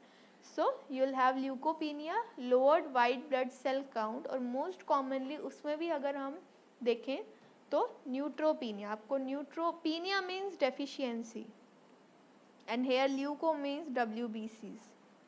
तो न्यूट्रोफिल्स का काउंट कम हो जाता है. So you will have leucopenia is one of its symptoms. Then which immunity is affected by HIV infection? Immunity is very important topic. Immunity से questions आते ही आते हैं. So you have to prepare कि immunity के types क्या हैं और क्या क्या इसमें responsible है. So the options are natural immunity, active immunity, humoral immunity and cellular immunity. So the answer is cellular immunity. अब होता क्या है, जब भी जो HIV का वायरस है वो CD4 हेल्पर सेल, यानी कि जो हमारे T सेल्स हैं, हमारे T लिम्फोसाइट्स हैं, उनको डायरेक्ट अटैक करता है. तो जो हमारे T सेल्स हैं they are responsible for cellular immunity. जो हमने अभी लिम्फोसाइट्स की बात की थी WBC में, उसमें जो लिम्फोसाइट्स B लिम्फोसाइट्स और T लिम्फोसाइट्स हैं, तो जो T लिम्फोसाइट्स हैं वो डायरेक्टली ख़त्म होते हैं HIV इन्फेक्शन में. So these lymphocytes are responsible for cellular immunity. तो इसका आंसर भी होगा सेलुलर इम्यूनिटी. तो इम्यूनिटी आपको बहुत अच्छे से तैयार करना है. तो it is very important for the MCQs. So next is which of the following is used for passive immunization. तो जब आप immunity पढ़ते हैं तो there is two types of immunities, active और passive. Now which of the following is used for passive immunization? Human and animal sera, killed vaccine, toxoid and live attenuated vaccine. Now active का मतलब है कि आपकी body जो है वो antibodies खुद बना रही है, एंड पैसिव का मतलब कि आपको रेडीमेड एंटीबॉडीज़ मिल रही है. सो here the answer would B, अब आप इसको देख सकते हैं कि ह्यूमन एंड एनिमल सेरा, क्योंकि किल्ड वैक्सीन में क्या होगा, आपके अंदर एंटीजन ही, जो किल्ड वैक्सीन है और लाइव एटीन्यूएटेड वैक्सीन, वैक्सीन में क्या होता है, आपके अंदर जो बॉडी के अंदर एंटीजन को जो है वो प्रमोट किया जाता है, एंटीजन को इंजेक्ट किया जाता है, जिससे कि आपकी बॉडी खुद एंटीबॉडीज़ बनाती है. तो किल्ड वैक्सीन में जो है किल्ड एंटीजन्स होंगे, और लाइव एटीन्यूएटेड में ऐसे एंटीजन्स होंगे जिनकी पैथोजेनिसिटी ख़त्म हो चुकी है, मतलब वो डिजीज़ नहीं कॉज कर सकते लेकिन वो लाइव हैं. तो इनमें क्या होगा कि एंटीबॉडीज़ आपकी जो बॉडी है वो खुद बनाएगी. लेकिन अभी हम पैसिव की बात कर रहे हैं, यानी कि हमें एंटीबॉडीज़, रेडीमेड एंटीबॉडीज़ की हम बात कर रहे हैं. तो यहाँ the answer would be human and animal sera, जिनमें कि रेडीमेड एंटीबॉडीज़ आप दे रहे हैं.